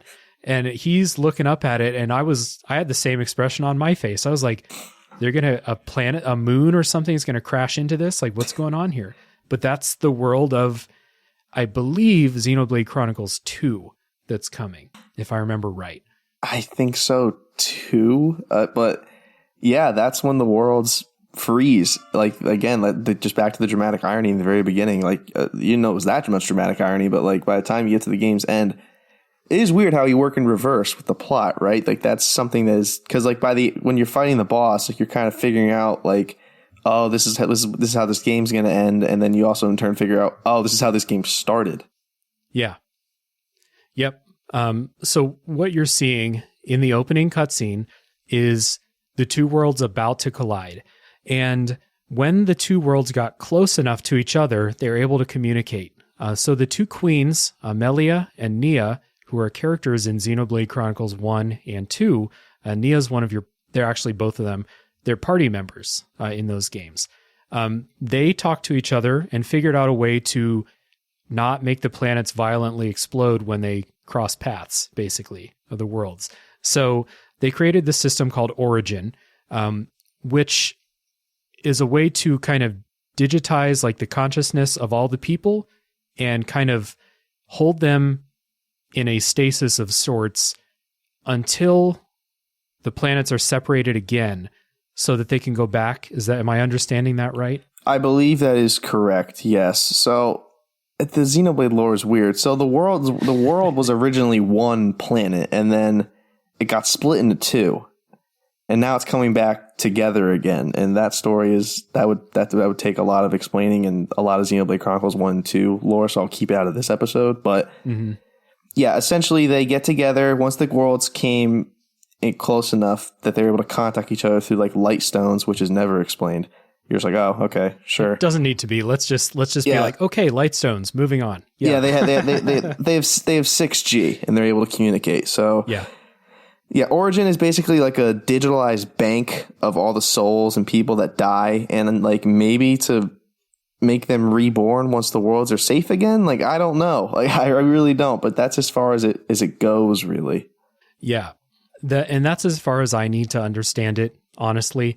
So the purpose of Origin is to preserve the people, to preserve their lives, preserve the cultures, preserve everything, and kind of just keep it all from being destroyed when these two worlds cross paths, basically. The thing that I'm a little bit less confident about is exactly what it is that created the Forever Now. So when the two worlds crossed, instead of passing by each other, they were put into a stasis, which is the world that we inhabit in the game, is this kind of constructed world in stasis, right? Correct. And I'm just not exactly sure on how that was created. So our primary antagonist, Mobius Zed, which is just Z, but they call him Zed. Not sure why, right. but British. Fair enough. He is basically born out of the fears of all the people who have died that like this wouldn't work, essentially, and that they just wanted to, live and be reborn again. And eventually enough people became like that as to the point where he kind of gets enough power to take on his own form. And he's basically a Calamity Ganon is the best way I can put it. But he essentially imprisons Melia, who I think Melia then is used to power Origin. I think her power is enough to keep the world in a stasis-like event. Okay. And so Zed really reminded me of like stories about AI in a catastrophe where like the AI's purpose is to keep humans alive, and then it just does that by any means necessary. And it kind of reminds me of that. Like, Zed's not a person. Zed is a desire brought to life, basically. Essentially, which yes. then accumulated enough power to shape this constructed world in stasis to the way that it wanted, basically, to stay in power. Correct. Again, it's all a little confusing, but it does make sense once you cut through like the bullshit of like what's going on. So Zed, born out of like fear, is manifested out of fear, imprisons Melia, forces Nia to essentially exile herself, and in turn, there is no opposition to the endless now he creates, hence the word Ionios. Right. So they bring up this phrase forever now a lot in here. And the idea, we should have gotten the idea at some point that this is not a natural world state, you know? Like I said, people being born when they're like 12 years old or whatever, only living for 10 years, the flame clocks, how is this all a thing? And the answer to that is that it was constructed this way so that Zed could kind of maintain this forever now, this status quo, basically. Kind of a way to keep themselves endlessly fed and energized and supported. Yeah, so the way the world stays in stasis is these flame clocks, they power the Mobius. And when a flame clock dies, not only do all the citizens affiliated with it die, the console or Mobius, I don't know why they have two different names for it, they do as well. So essentially the endless killing and endless war is what keeps the cycle of time like stable. So they can constantly be reborn, constantly kill each other. Life force goes into the flame clock powers Colony and Mobius, rinse and repeat, just forever. He's basically trying to create an endless cycle of violence, which is not too uncommon of a theme in Xenoblade. Yeah, I just thought that this was really cool, that this was the reason that this was all created. It was all born out of good intentions, basically, to keep everybody safe while these two worlds were going to pass through each other or something like that.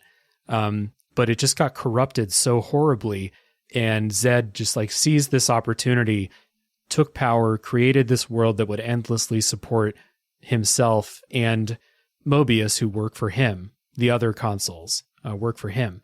So yeah, I just thought this was like an awesome kind of way for this world to be born. Basically, it's really, really creative. It's different, right? Like I've never heard of this concept before, like in video games. And yeah, like you said, it's super intriguing. Like how much they tell you without telling you in the very beginning is just, again, just perfect storytelling in my opinion. Very, very cool way to introduce like the main conflict of our game is how are we going to break this essentially time loop? Yeah. So the citizens in here, they are the souls of the people who lived on those two worlds as they were colliding. They were digitized, and then they got brought into this endless cycle of rebirth from these, clone pods, basically. You learn maybe 1/3 or halfway through the game that when someone dies, they're reborn again. And you learn this because you found a dead uni in one of the story quests. That was eerie, wasn't it? Yeah, one of the first moments where I was like, whoa, hold on. Like, it had my attention already. Now I'm like, there can't be two unis. What happened here? And she has like memories of a Mobius killing her, but she's obviously not dead. She's right here. So like, what the fuck? Yeah, I know. That was like, because like, again, we were talking about like, there's a little bit of a slog after chapter 1. And once you get there, it's like, oh shit, like, okay, I'm all the way back in. Like, what is this? And it got pretty brutal way she died, given that like, hints that the Mobius just like jammed his like finger through her like eye socket. That's a brutal way to go. Yeah, it's rough. And this was part of my frustration with the pacing, is because you see this scene and they don't mention this, or like Uni is shaken up about it for a couple scenes, but there's no resolution to this. You don't find out why this is happening until later when you meet M and N and you're like, oh, there's another Noah and Mio there. There are duplicates of people. Oh God, I had this later, but like they are wearing the smallest masks and the people in the game, they were like, I don't know who this could be. And I'm like, dude, they might as well just be wearing glasses. It's obviously Noah and Mio. They're wearing the Mardi Gras like mask. Yeah. Like the Perry the Platypus, like when he puts on that hat, that's the only way Dr. Doofenshmirtz can see him. Like that's basically what it is. Yeah, it was ridiculous. Like I didn't have a whole lot of times where I was like, hey, come on, characters. Like you're doing that thing where characters miss a super obvious thing just for dramatic effect. I was like, come on, you're not this stupid. Yeah, no, I agree with you completely.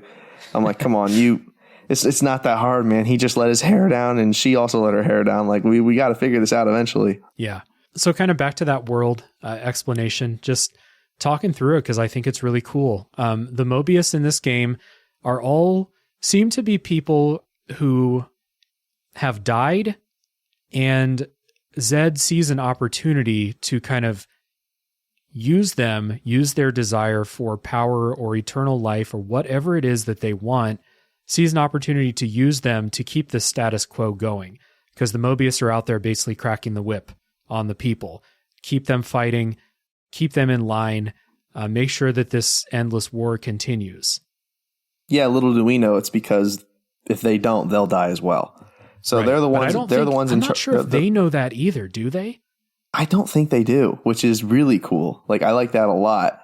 Mm-hmm. But I forget who explains that. Maybe it's the one Mobius at the very end of the game who built all the flame clocks that explains that to you. But yeah, it's a really cool way of just, again, further world building and further giving the villains some kind of identity because they don't really have one in this game, which is unfortunate.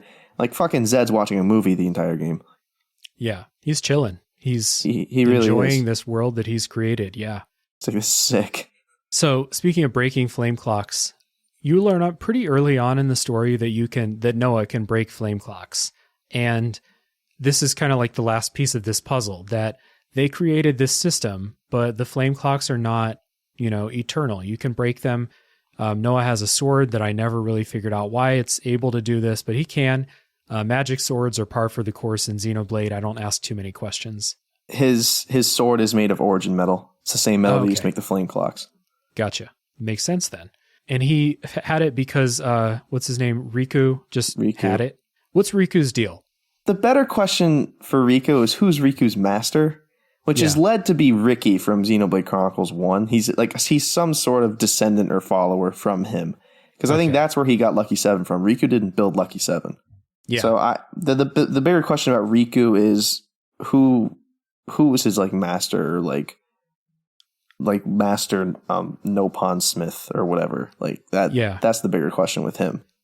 Definitely possible that anything's possible is what I'm trying to say. The worlds have merged. The possessions and people and souls from the worlds have all been smashed together. So anything is possible basically, but it does make sense that a Nopon of some reputation, basically a warrior Nopon, would be involved with Riku somehow. It's sure as hell not Tora from Xenoblade 2. No, he talk way more. So yeah, the thing I like about this breaking the flame clocks thing is it gives you something like a purpose on your quest. Whenever you find a new colony, Noah's like, yo, we can take care of that flame clock problem. But what I liked about this is it quickly becomes apparent that you can break the flame clock. You can take away the pressure of living, knowing that you're going to have to kill people to stay alive. You can remove that. But everyone still has a shitty existence that's only going to last up to 10 years. And it took a few of these for that to really sink in for me. And I really like that. I like how breaking the flame clock solves half of their problems, but not all of them. And not the biggest one, arguably. Yeah, it doesn't bail you out of your 10-year existence, which is something that I thought, I was like you, it took me a while to realize that. I'm like, oh, wait, we're kind of just taking away their purpose of life. Sure, there's no pressure to go out and do terrible deeds, but now they're living without a life's purpose, which could be an agonizing existence, I imagine. Living with, okay, I don't have to kill anything, but what am I going to do with the rest of my life knowing that when the calendar hits the 20th, that's it, I'm out of here. So yeah, again, that's one of those questions the game asks that is really powerful and really well brought out in character interactions. Is there a colony that doesn't want you to break their clock? I haven't come across that yet in the game. That would be really cool. There's a colony, I wrote down Colony Tau, and I found them in chapter 4. I don't remember if they were on the main quest. Is that Juniper, the one with the bow and arrow? Yeah, it's the one in the ruins. And they are, I don't remember if they say don't break our flame clock, but they're basically who gives a shit? None of this matters. You break our flame clock, don't break it. It's not going to improve our lives. Whatever. They're basically just hanging out, They're not even trying to fight anymore. They're just chilling, waiting for the flame clock to run out. They say that their console has abandoned them. I never really got resolution on that, who that was, if they ever answered it. Do you know? I have no idea. I'm sure it's like okay. I'm sure it's one of those 100 XP discussions. Yeah, for sure. But I'm glad that you brought up how the game asks those questions, because that is what the middle part of the game is mostly exploring. Noah's breaking flame clocks. It's not solving all the problems that people have. How are they dealing with it? Some of them are really happy. Some of them lose their purpose. And it kind of asks that question, like, is it better to live with a purpose if your purpose is like terrible? Or is it better to live with no purpose and just kind of wait for that 10 years to run out? Yeah, like is it better to just like serve for a great evil, or just like not serve at all and then have no purpose in life? It's a tricky line to walk, and the game does a great job of asking it. Obviously, they leave it open interpretation to the player as to how they answer it, but yeah, it's certainly interesting how you have some colonies that are just like, fuck it, who cares? And other ones are like, yes, please break it. I feel like Ethel's one of those characters that like now has no purpose, and that leads her to do what she does with Kamaravi when her time comes. So that was a great way of bringing that full circle for her character, at least, and Kamaravi, because they're presented as just like absolute warmongers whose sole purpose is to like take life on the battlefield, and that is what they are known for. So when you take away that from Ethel, when you break her flame clock, it paints the picture for her ultimate ending, and I think it's a great highlight in that game. Another great moment when the two Ferranuses are just become monuments of what they embodied. So there's a whole range of reactions that the colonies have to breaking the flame clocks. Some of them are overjoyed and they have a renewed purpose and they want to join up the fight against Mobius. Some of them are just like, what do we do now? Like, we don't have anything to look forward to. We don't have anything to sustain us and motivate us, and all things in between too. It's one of the, we talk about how maybe it drags in the middle of the game, but what you are doing is exploring these things. They're just like the main plot stuff in the middle of the game. I thought was really like weird and not very well explained or well explored. And that's kind of the next thing to talk about is the two main Mobius that you deal with throughout the game. So you have a couple of characters that become Mobius. And I think what they're doing with both of these is they're trying to take characters that were once friendly and turn them into Mobius and make you see the motivations that real people have to become Mobius and give in to the temptation to join the ultimate evil in order to solve their own problems. I think that's what they're going for here. However, both of these, Yoren and Shania, are absolute swings and misses, in my opinion. I hate everything about both of these characters. So let's start with Yoren. Before we start with Yoren, are you with me or did you enjoy these stories? I'm a little more forgiving on Shania than you are. I agree with you on Yoren. I agree with you on what they're after. But the problem is, I think they do a fantastic job of painting the picture of why someone would want to become Mobius when Noah's in the dream sequence. And that happens before either of these like reveals are revealed. Like it goes through Noah's entire life as to why he shows him the cycle, why he wants to become Mobius, save what he knows he can save, live in his endless now. I think that's a perfect explanation for why someone would want to become Mobius. I think that Yoren and Shania's reasons are a lot weaker, and I think in fourth are a lot more forgettable in the grand scheme of things. But yeah, I'm a little more easy on Shania than you are. I think reading some of your notes here, that kind of made me laugh out loud when I was going over stuff for the show. But I agree with you on Yoren completely. So let's just get into that one because we're going to agree with a lot of points here. We're going to drag Yoren through the mud, which is fitting because that's what his Mobius power is about. Is it though? Or is it just a blip in the system? It is, honestly.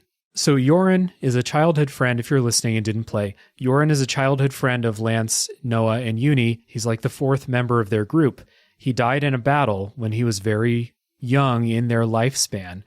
They show this in a cutscene pretty early in the game. They show him dying. And he comes back later, and he's Mobius. And he is the most cackling ass, mustache twirling, I am evil for the sake of evil character that you could possibly draw up. And he was such a sweet and kind of shy character when he was, with Noah and them. And there's so many reasons why this is a huge swing and miss, but the main reason is he became Mobius because he thought everybody hated him and thought he was worthless, when there is absolutely no evidence for that. They show a bunch of cutscenes and everyone's so friendly to him. They're like including him in the group. You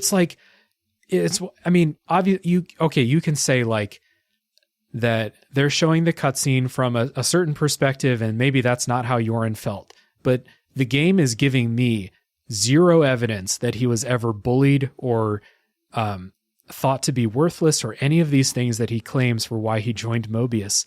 And just from that perspective, this is awful, and it gets worse, but I'll stop there for just a second. Yeah, Lance is kind of a prick to him, but other than that, like Uni and Noah have his back, and even Lance is kind of like a tough love kind of guy. He's more That's so focused on. Yeah, he's a dick to everybody. Yeah, he's a dick to everyone. So like again, like the mock battle scene when they're both really young, like he's the one who I think he saved Noah or someone, and like they have this nice scene. Then the scene of him like building the dolls of the four of them, like I thought that was really sweet.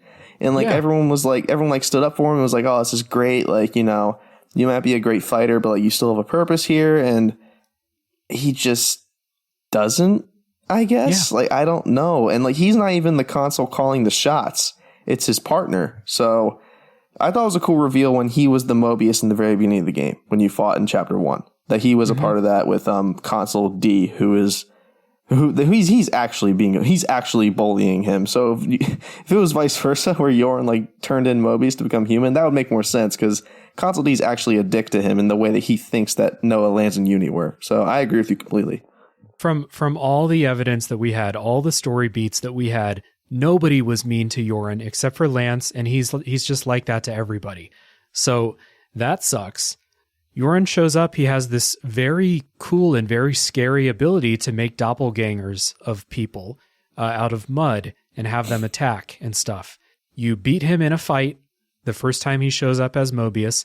You see him several more times throughout the game. He never does the doppelganger thing again.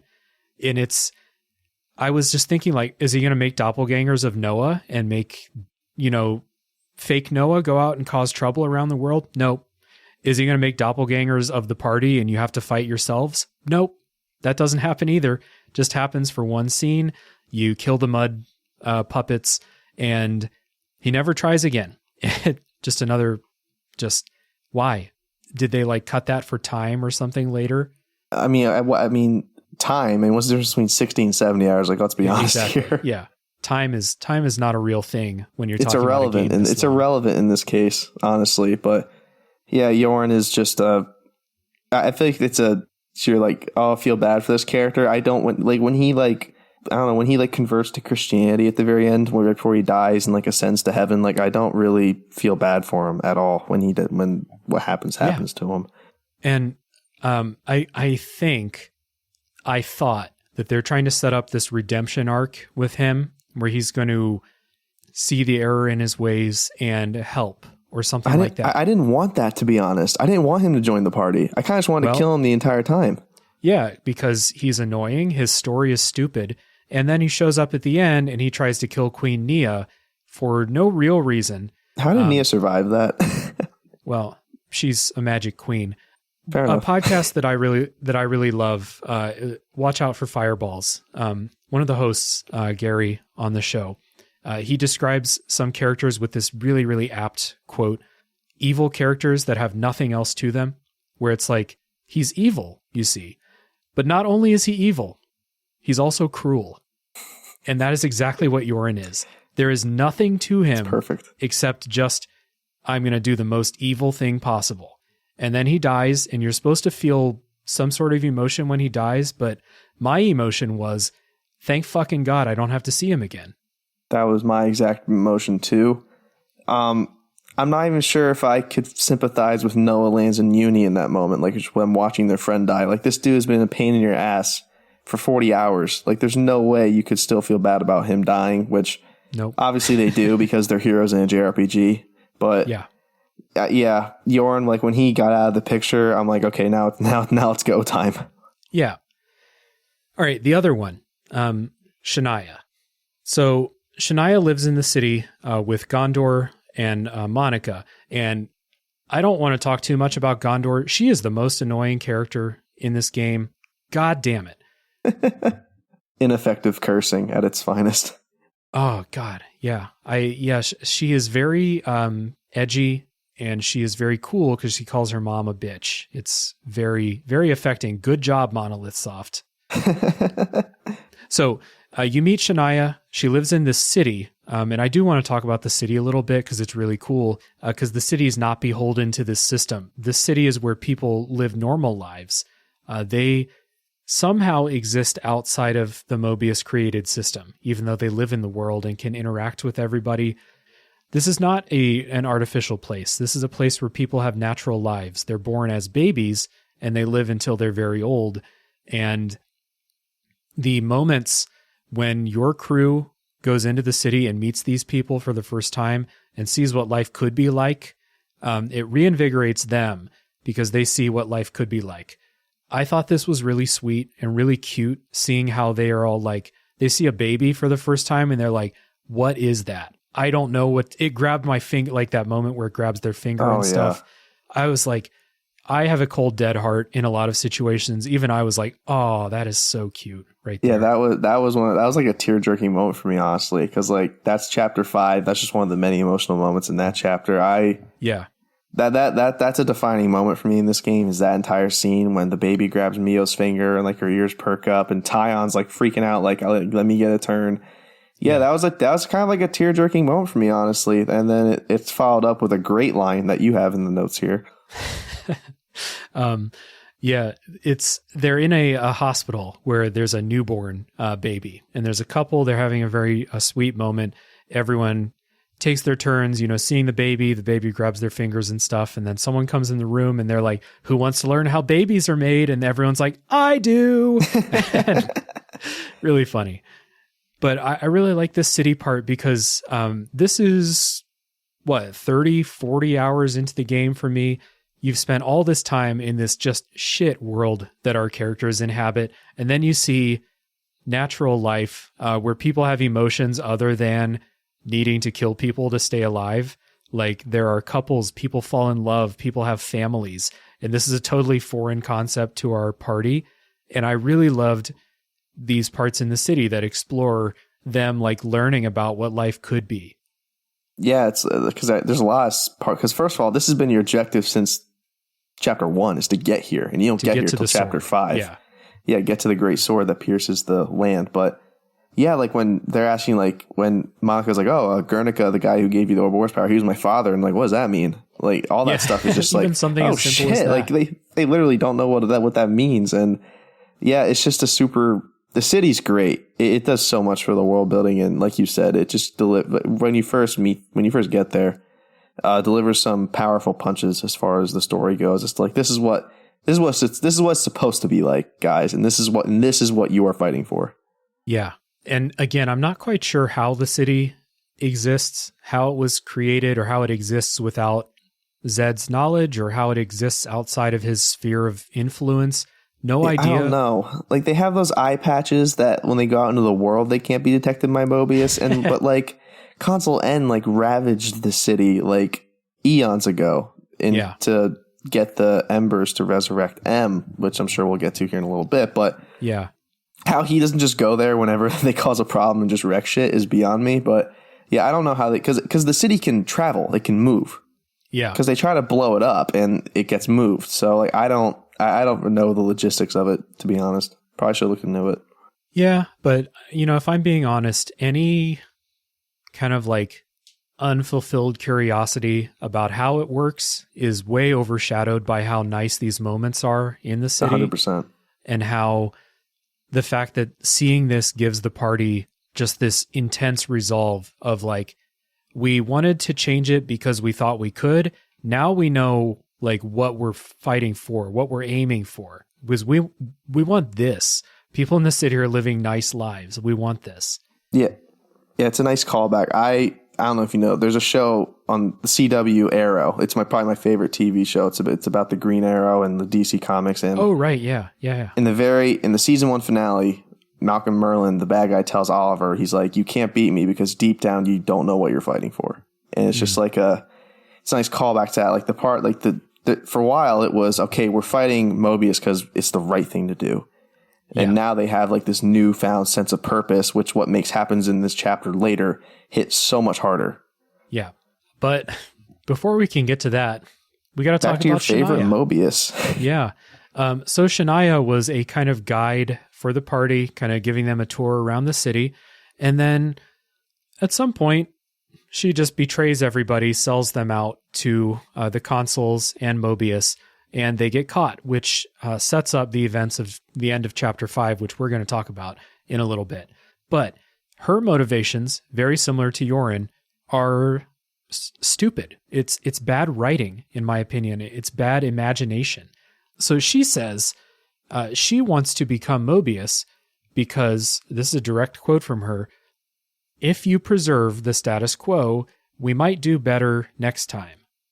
Which doesn't make any fucking sense, because there is no next time. You're preserving the status quo. That's what status quo means. Nothing changes. This is beyond stupid, I think. It's not great motivation. It's fleshed out better in, I'm gonna call, it's her hero quest. It's not Senna's. It's Shania's hero quest. It's fleshed out a little better there, but right off the bat, it's just like, you kind of knew, because she's been following the party the whole game.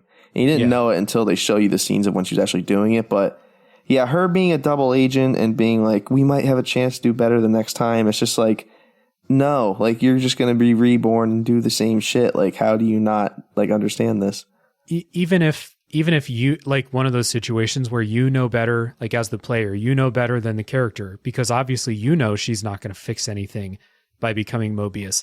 But that idea that becoming Mobius means that you're going to change things, that's not what Mobius do. And it doesn't make any sense. You know how you do improve things over time is by allowing people to have children and teach their children to be better than them. That's how things change. And she came from the society where people are doing that. It doesn't make any sense to me. No, it doesn't add up. Regarding that quest, does Senna get another quest? Another hero quest? No.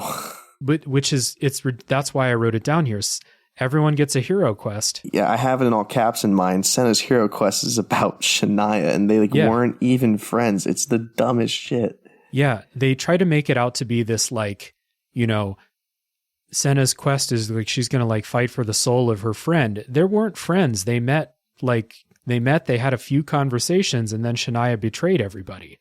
So yeah, it's forced. It's very forced, and it sucks because I feel like there's a lot more depth to Senna than they explored.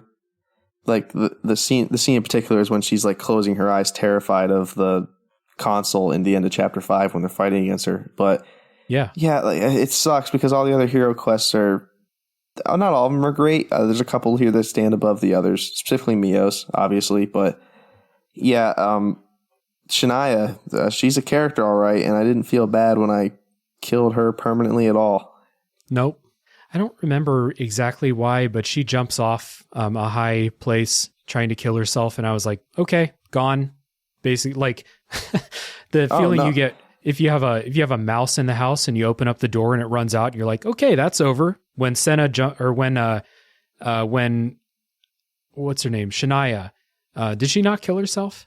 She shot herself in the head. She shot herself in the head. That's right. When she shot herself in the head, I was like, okay, that's done. Can we move on now? Except it wasn't. Yeah. And like you said, it's kind of bullshit that every other character got a hero quest that was 100% about them and their story. And Senna's was, let's bring back Shania, which no one wants. No, not at all. So those suck. Both of the main Mobius that you want to, because the other Mobius that you meet, there's like 15 of them. They're all just cackling assholes in different flavors. I hate every single one of them. They try to make me feel things with Yorin and Shania, but their writing and their motivations are terrible. This is like uncharacteristically bad from this writing staff, I think. Yeah, they're just way worse versions of Metal Face from Xenoblade 1. Yeah. But there is a redemption to the Mobius. So let's get into that. Let's do it.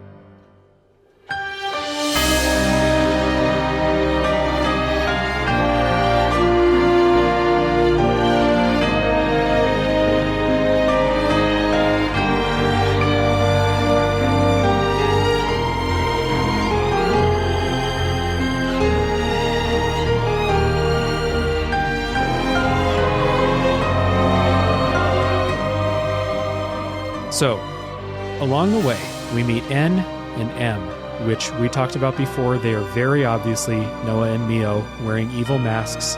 Noah has an evil haircut. They are the original Noah and Mio, the originals.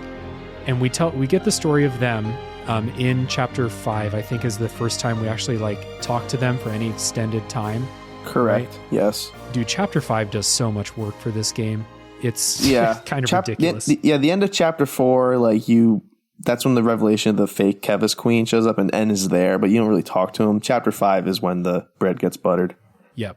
So the story of them, they are Mobius, and they are the original Noah and Mio, and I was very much lost by the Yorin and Shania storylines. This storyline, this is the real shit. This is the good shit. I love this.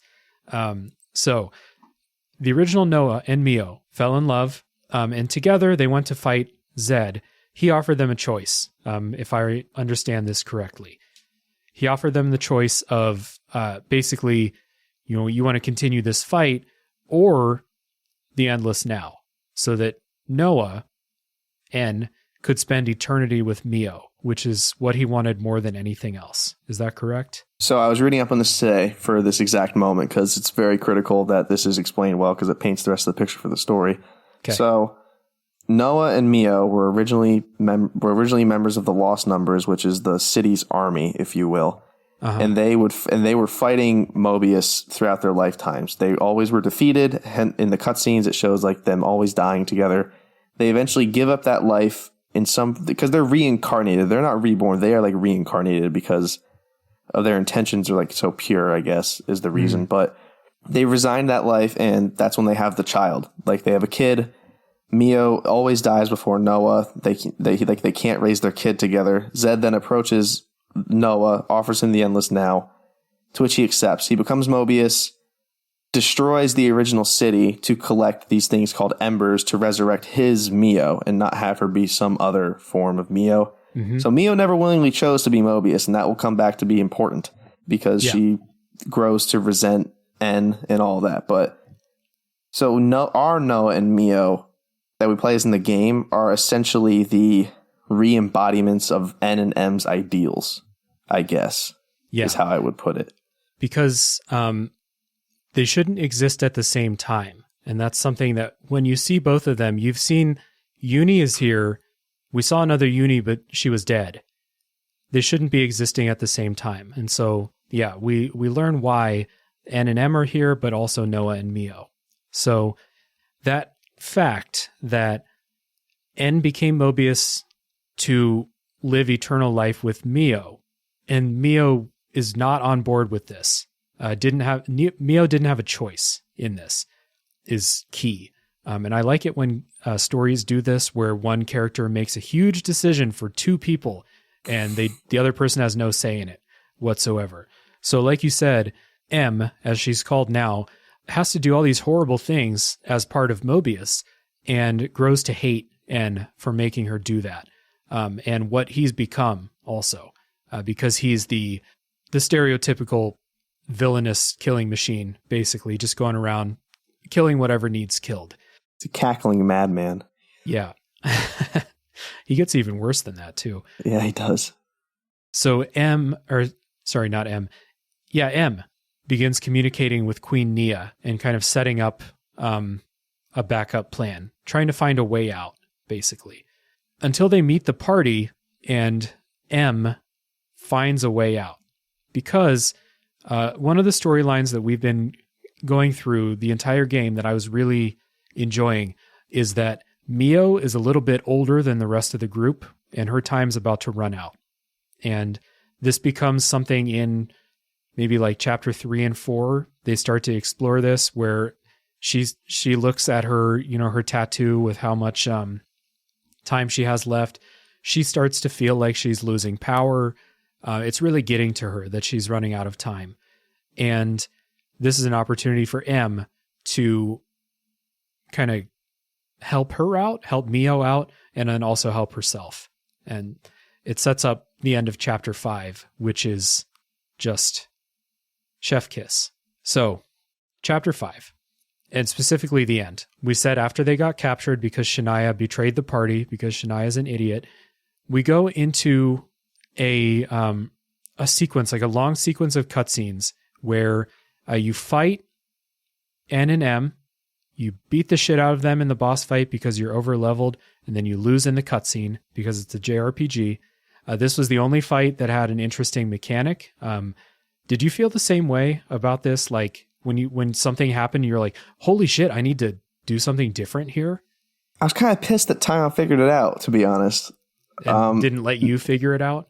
Yeah, it made for a great scene with them all fighting each other. But first of all, music, incredible in this scene. The flute really just comes through here.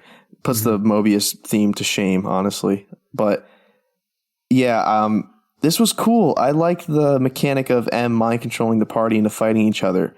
Yeah. Again, I wish Taiwan didn't figure it out. And I'm just like, oh God, like I get this is on character that he like figures it out in 4 seconds, but I would have loved to like have been surprised, like, wait, why is Senna like attacking me? And have her be like, and then like hit my art and then toggle over to her and be like, oh shit, like she's being mind controlled or something like that. So again, like you actually had to use strategy in this fight, but you didn't really, because once A, you were over leveled, and B, once that plus button popped up, it was over. Yeah. And I said, it's the only fight that made me change my strategy. But what I mean by change my strategy is find the character that has the little paper airplanes flying around it and hit that character until they go away. And the kicker is that only happened one time in my fight. I only had to do that one time because I was over leveled and the boss fight was over really quickly. So like I very, very faint praise for this fight for making me do literally anything, but there's not very satisfying. The bar was so low and you just step over the bar and you're like, this is awesome. Yes. Strategy. They stepped over the bar one time. So you beat them in that fight, N and M. You lose in the cutscene. Lance and Senna try to overload their interlink to cause a big explosion. We saw 2 consoles do that earlier, but that doesn't work. They tried to sacrifice themselves. It was a big moment. The party gets captured. They're stripped of their powers, and they're just thrown in jail, and they're going to wait until Mio's time is out. And at the end of this month, there is a kind of, it's like a public execution, basically. They're not going to kill them. They're just going to put them there and let their time run out so everyone can see. Well, this is also when N explains that people who make it to their homecoming don't come back. Yeah. So the stakes for Mio here are like insane here, because it's like, the promo art and everything features Mio heavily. Are they going to actually kill her here? And you have a lot of cutscenes where they're in the jail, they're talking, and Mio is like okay with it. She's not like jumping for joy or anything, but seems like she's very much made peace with this is how it's going to end. And the other thing about this is that Noah has been Mr. Cool the entire game, and he just fucking loses it in these scenes. Yeah, he's punching the gate and his knuckles get all bloodied. Oh my God. It's honest to God, like not a lot of standout performances voice acting wise, but Harry McIntyre for N and Noah in this particular going back and forth scene, incredible, I think. Yeah. And these are like really drawn out cutscenes too. It's not like you watch like a 1 minute cutscene. It's like, I want to say like an hour of cutscenes. They really let this breathe. Yeah. But like they've been getting out of these problems the entire game. You're just thinking, okay, how are they going to get out of it? And then when they don't get out of it, it just hurts that much more. I have a question to jump ahead a little bit. Did you think that she would actually die and not come back? Always in the back of my head, I'm thinking like they're going to get out of it because this is the type of media. I wouldn't expect a Xenoblade Chronicles game to kill a main character and not bring them back. That would have been a giant shock to me. But at the same time, I was watching all these scenes and I was like, how are they going to get out of this? They've been stripped of their powers. They've already tried everything they can. How's this going to happen? So yeah, how about you? Riku tells Noah to draw Lucky 7. He can't do it. He's just too emotionally distraught. I thought she was gone. I'm going to be honest. I mean, I was crying throughout. I was like sobbing throughout this scene. So like I was emotionally like it was so well done. And I was like actually like crying like real tears in my room. I didn't think she was coming back. I did not think she was coming back because when N tosses Noah the flute and is like send her off, I'm like, oh my god, this is brutal. Fucking brutal, man. Like, you know, I thought like it was a possibility in my head that she's not coming back, but Xenoblade Chronicles 1, we had characters die and then come back. I can't remember in Shulk Xenoblade specifically. 2. I mean, and what's her face? The one who dies in the opening. Oh, Fiora. Few hours, yeah. People die and come back. And Xenoblade 2, I don't think this really happens, but I just didn't expect her to be gone forever, like in my heart of hearts. Didn't really expect it. But as I'm watching the cutscenes, I'm starting to panic. I'm like, you're running out of time. Like, shit, you got to do something soon. And they can't do it. And it makes this moment so great that they are brought out for this ceremony and time just runs out and Mio dies. And she's like, she turns into the sparkles that float up into the sky. And I was like you, man, I was distraught. I was like, this is a supremely emotional moment. Tears for sure. It's like, probably more emotional than anything else in the first two Xenoblade games for me. This moment right here. Yeah, me too. Like I'm trying to think of the other ones that maybe when Shulk realizes Fiora's alive, but that's more of like, what the fuck? Like, how is that possible? And that's obviously a mind-blowing moment. Yeah. Then I haven't played 2, and I'm assuming there's moments in 2 that are like that. But I mean, as far as like emotionally evoking me, like I don't know if anything's going to come close to topping this, to be honest. Yeah. Mio is such a likable character. There's like, I don't really see how you can get through this and not have some kind of attachment to Mio, or at least how to get this far and just be like, yeah, Mio, I can take her or leave her. You know, I don't really see that. She's super likable. And yeah, because the game's been building up this the entire time. Like, there's that great scene in chapter 4 where Noah's like going over the plan and Mio's like, I don't have any time left, and she like runs off, and then like that's a great scene too. But yeah, like you said, like if at this point, if you're not like at least like panicking like that Mio's actually going to die, then again, this probably didn't work for you as a game. Yeah. And like, were you also throughout all those scenes when Mio is thinking about how she's running out of time, she freaks out, like you said, talking about how like, you know, this doesn't matter because I'm not going to be here. She goes through this whole range of emotions. Were you also like me in assuming that they're just going to find a way to get around this? You know, they're going to find a way to extend her lifespan, or they're going to beat the final boss right on the last day, something climactic like that? Oh, yeah, 100%. I mean, it was a JRPG. I was expecting some kind of storyline BS to come through and save our Mio, but when it doesn't, and they can't get out of it, and I actually think it does. You don't play the game a lot during this portion, but no. I think a great little stepping stone that can be missed is when you do have control of Noah, and all you can do is shake on the prison gates. Yeah. You can't do anything. Like, you are literally can't do anything. You were just trapped, and you have to shake on the gates until a cutscene plays. I think that is just a minute detail that emphasizes this bigger picture so well. And I remember thinking that, like, during the moment, I'm like, wait, I can't go anywhere? I can't do anything? I can't even go in the menu. Like, what is going on here? Whew. So we kind of make it through this. It's really set up like a public execution, and everyone's just forced to watch as Mio dies and fades away. And then I forget exactly how this happened. Noah gets hit in the head. Someone bashes him on the head, right? So what happens is, now it is a public execution because N draws Lucky 7. Like, as he's about to come down, like, cut his head off, it goes to black. Okay. Right. Okay. And now the tears are gone. You're just like, what the fuck is happening? Yeah. So in this part, Noah kind of relives all of these old memories from N. He sees N's choice to make the Endless Now.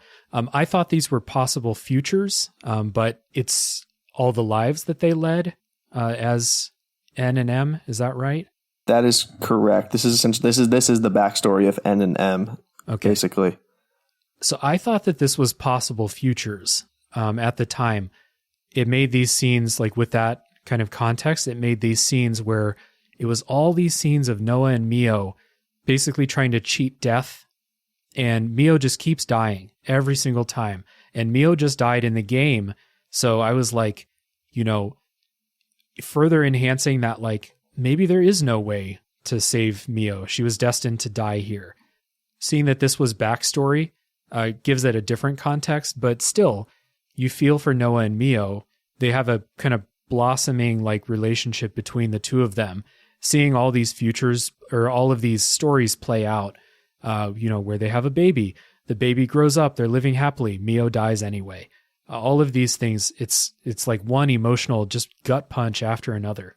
Yeah, it really is. Whether she gets killed in battle or gets sick in the hospital bed, like, they just can't be together for whatever reason. They just can't be together. So, yeah, it's just a theme that would continue until the end of the game, funny enough. Yeah. Now, I wrote down here to do my best Stephen A. Smith voice. However, Skip Bayless.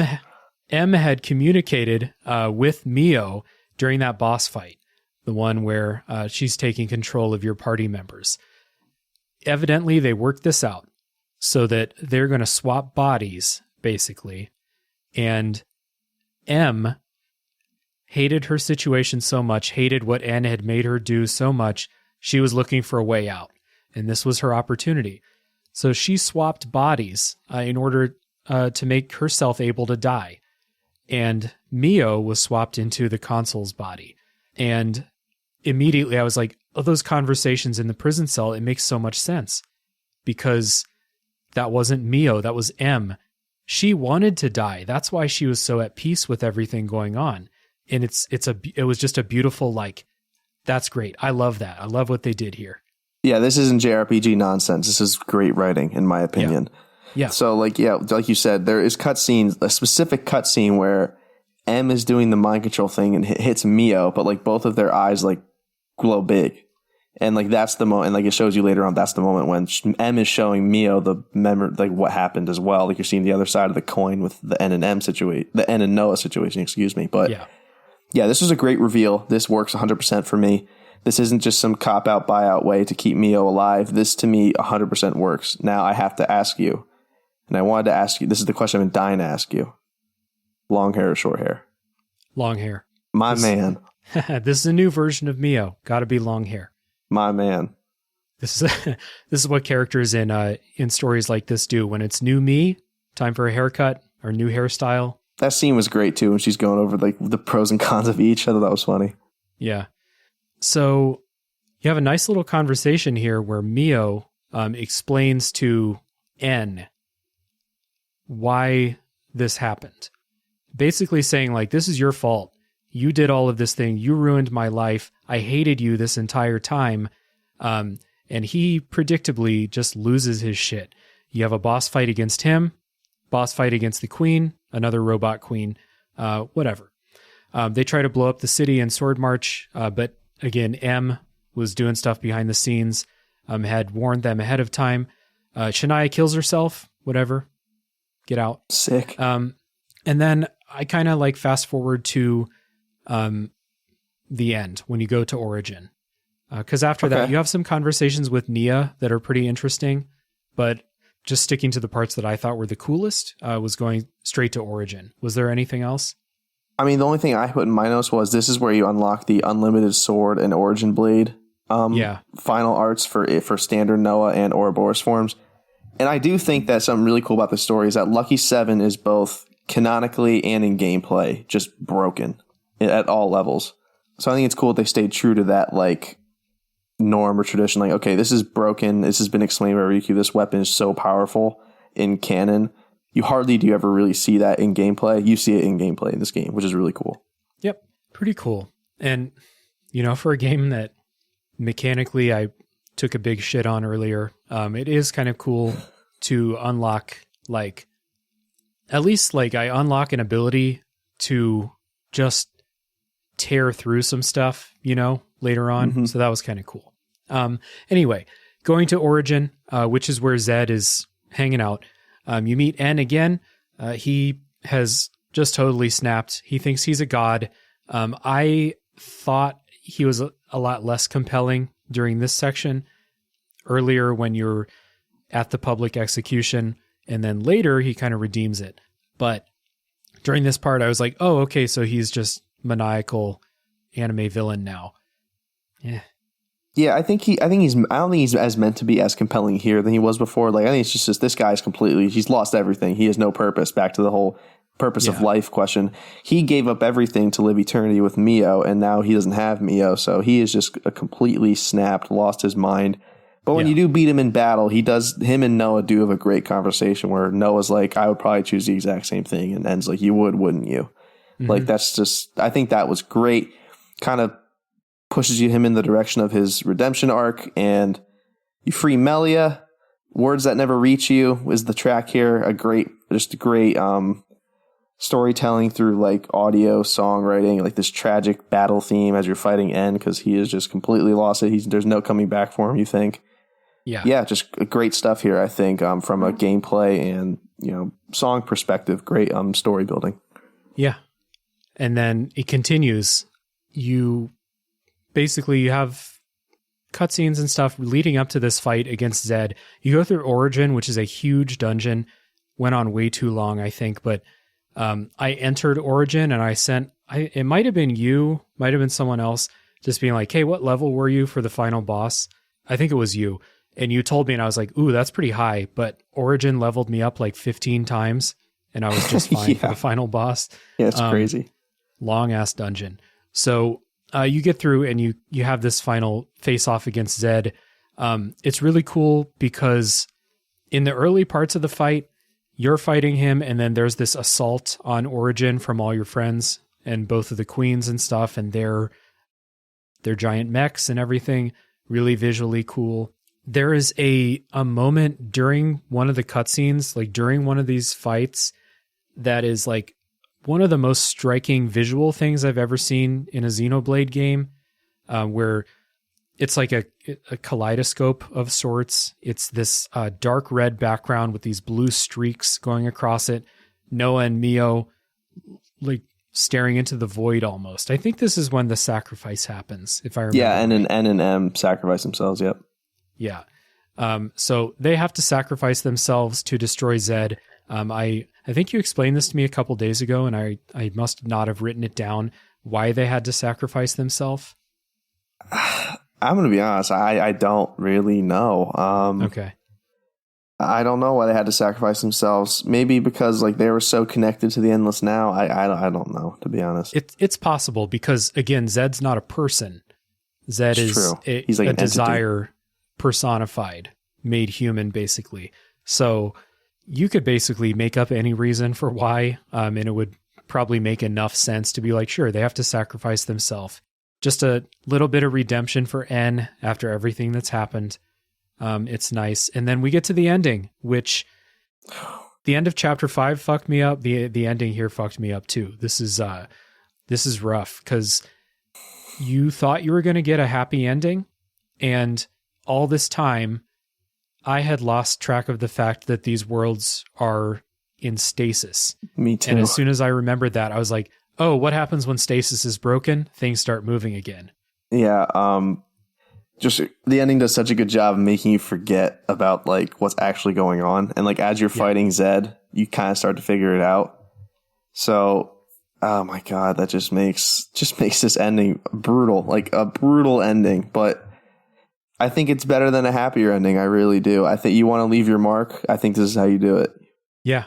I've said many times on the show, probably deep in spoiler sections, but I love downer endings or bittersweet endings that you weren't expecting. I love it. So like, I love this ending. I just thought that there was going to be a happy ending because, yeah. Anyway, I was going to say something. I'll keep it to myself. So what happens is you break the stasis by defeating Zed, and the worlds start to drift apart again. And you have a couple of scenes where the crew is talking to each other, and they're saying their goodbyes because they know this is happening too. Noah and Mio kiss. Nia opens up a hatch, and Poppy runs out. She's the robot, the French-made robot from Xenoblade 2. She runs out. She's happy to see Nia again. Nia holds up a picture of the Xenoblade Chronicles 2 cast, and that was like a sharp stab in my heart because I love that game so much. And I had some questions about how many babies are in that picture. Like, what's Rex been doing? But that's a conversation for later. Nothing like that for the Xenoblade Chronicles 1 crew. No mention of them at all, as far as I know, which is weird. Yeah, the only reference I could find is that there's a statue in the city of a founder who looks a lot like Shulk. Okay.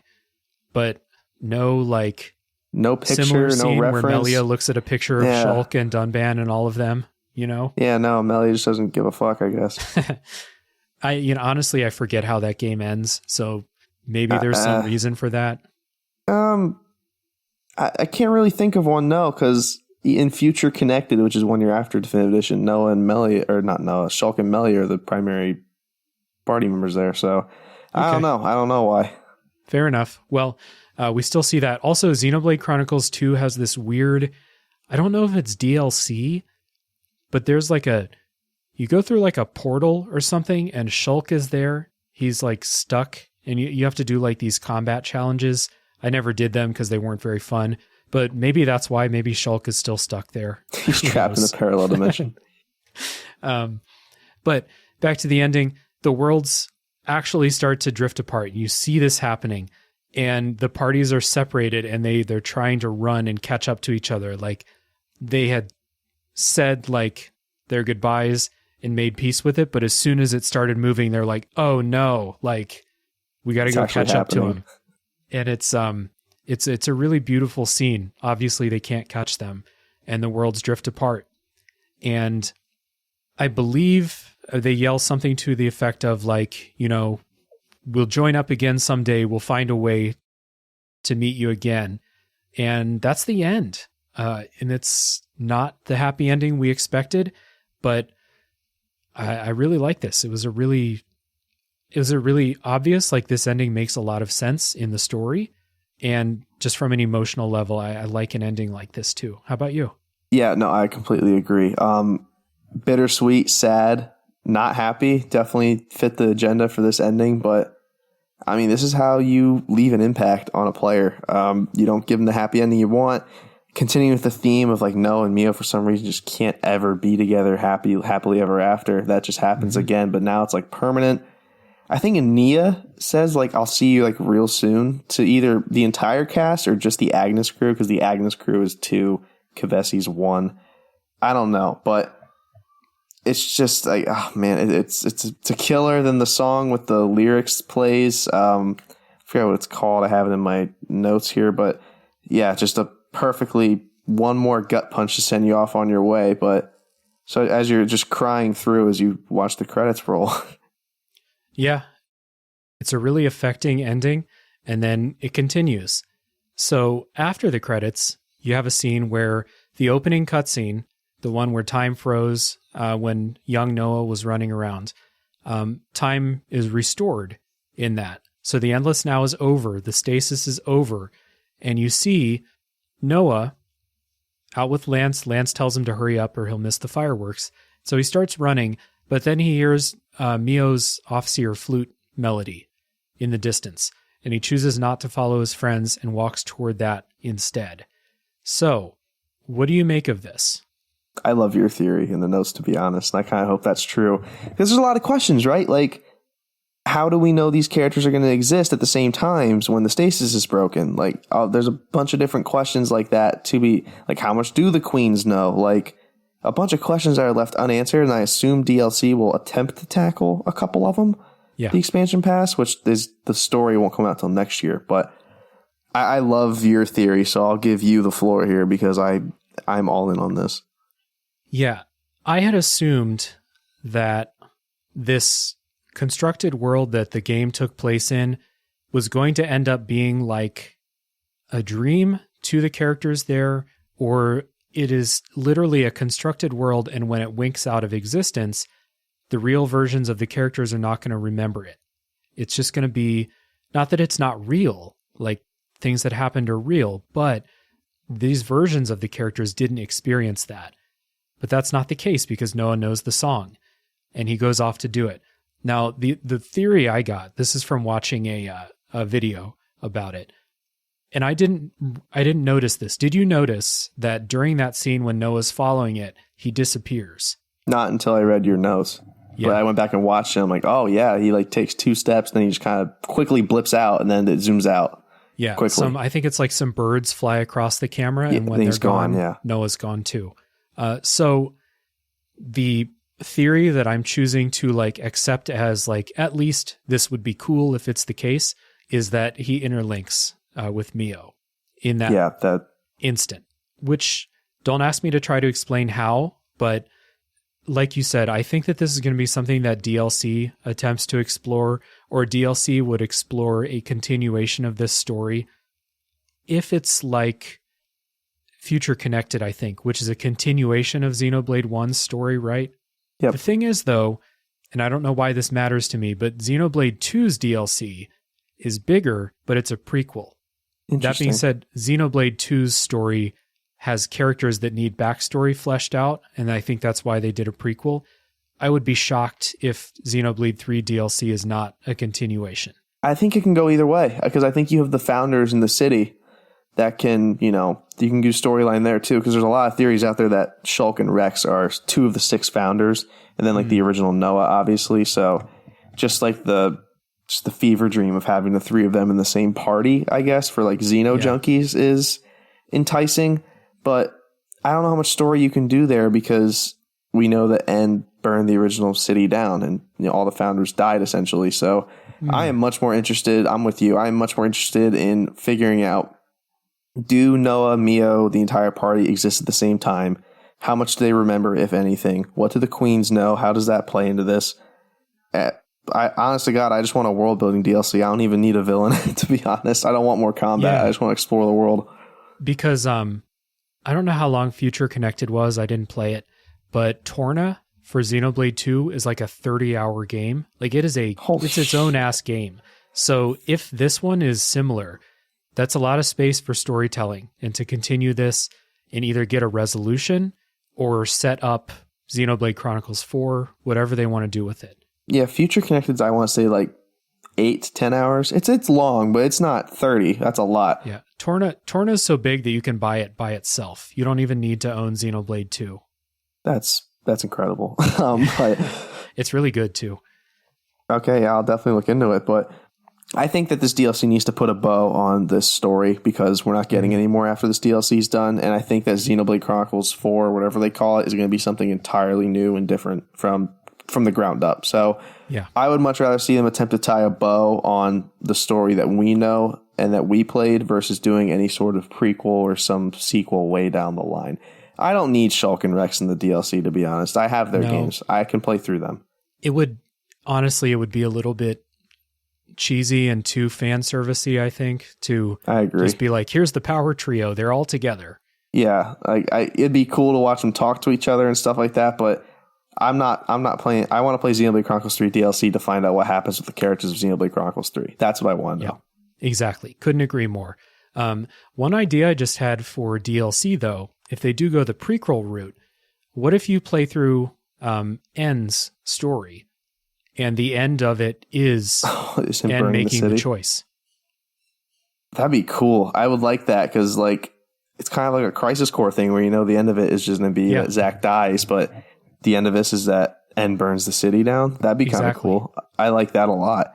That'd be the only prequel I'm really interested in, honestly, because that, again, that's just way more interesting than like Shulk, Rex, and Noah being like, oh, hey, we're all friends. It's like a sitcom at that point. I'd much rather have a Xenoblade Chronicles 3 rooted DLC, and I think that's what we're going to get. Yeah, I hope so too. There's one last story note, because we can't end on kind of that hopeful ending when Noah runs off after hearing the melody. Then you get one final diary entry from Mio. She's been writing these diaries at the end of each chapter, and this one just basically sows a little seeds of doubt, or at least puts a little time pressure on it, because she says that her memories of Noah are getting fuzzy, but she promises she won't forget. And it's very short, but that one also right in the heart. I was like, oh man, they better figure something out fast. Yeah, just again, one more stake driven through the heart, as if Dracula hasn't had enough already. But yeah. I mean, yeah, just a perfect bow on the, somber story that this game told. Just stuff like that. You don't really look into it. Mio's diary entries have been, I appreciated them as kind of like chapter recaps almost, and like chapter previews.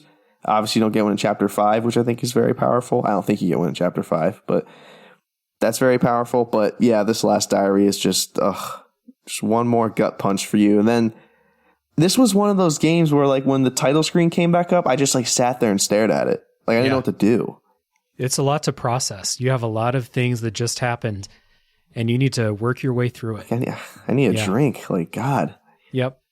I guess the last thing, and this is, I'm going to bring this up without spoiling Xenoblade Chronicles 2 for you, but There's a criticism of this game that it's not a good wrap up for the series, or kind of sequel in the line here. Thank you, Rookie, for that. I appreciate your input, buddy. And obviously you didn't play Xenoblade 2, but I will just tell you that Xenoblade 1 and 2 are two halves of a whole. They fit together extremely nicely. And I've heard people's criticisms of this as a sequel to those and saying that this is a bad sequel, and I don't understand it. I think this is an excellent way to, because like I said, those two fit together perfectly. They're interlocking puzzle pieces. And then this one is a transition away from those. We have had our references to the stories of 1 and 2, characters of 1 and 2. We're talking about the fates of the worlds there, but not like the individual stories within those. Now we have a new cast of characters that we are dealing with in Xenoblade 3 and maybe beyond. Who knows? I don't really understand the criticism of this as a part in the Xenoblade series. I think this is really good. Here's my take on it. I'll take your word for it, and I have no reason not believe you that the Xenoblade 1 and 2 are kind of like perfectly meshed together in their endings. I think this game is more about the story of Takahashi wrapping up more than the story of Xenoblade Chronicles 3 wrapping up. And for me, someone made this point on another podcast I listened to, that when Noah throws Lucky 7 into the ocean, that kind of feels like a farewell to this entire trilogy of story. And that is Takahashi being like, it's over, I'm done, like I did it.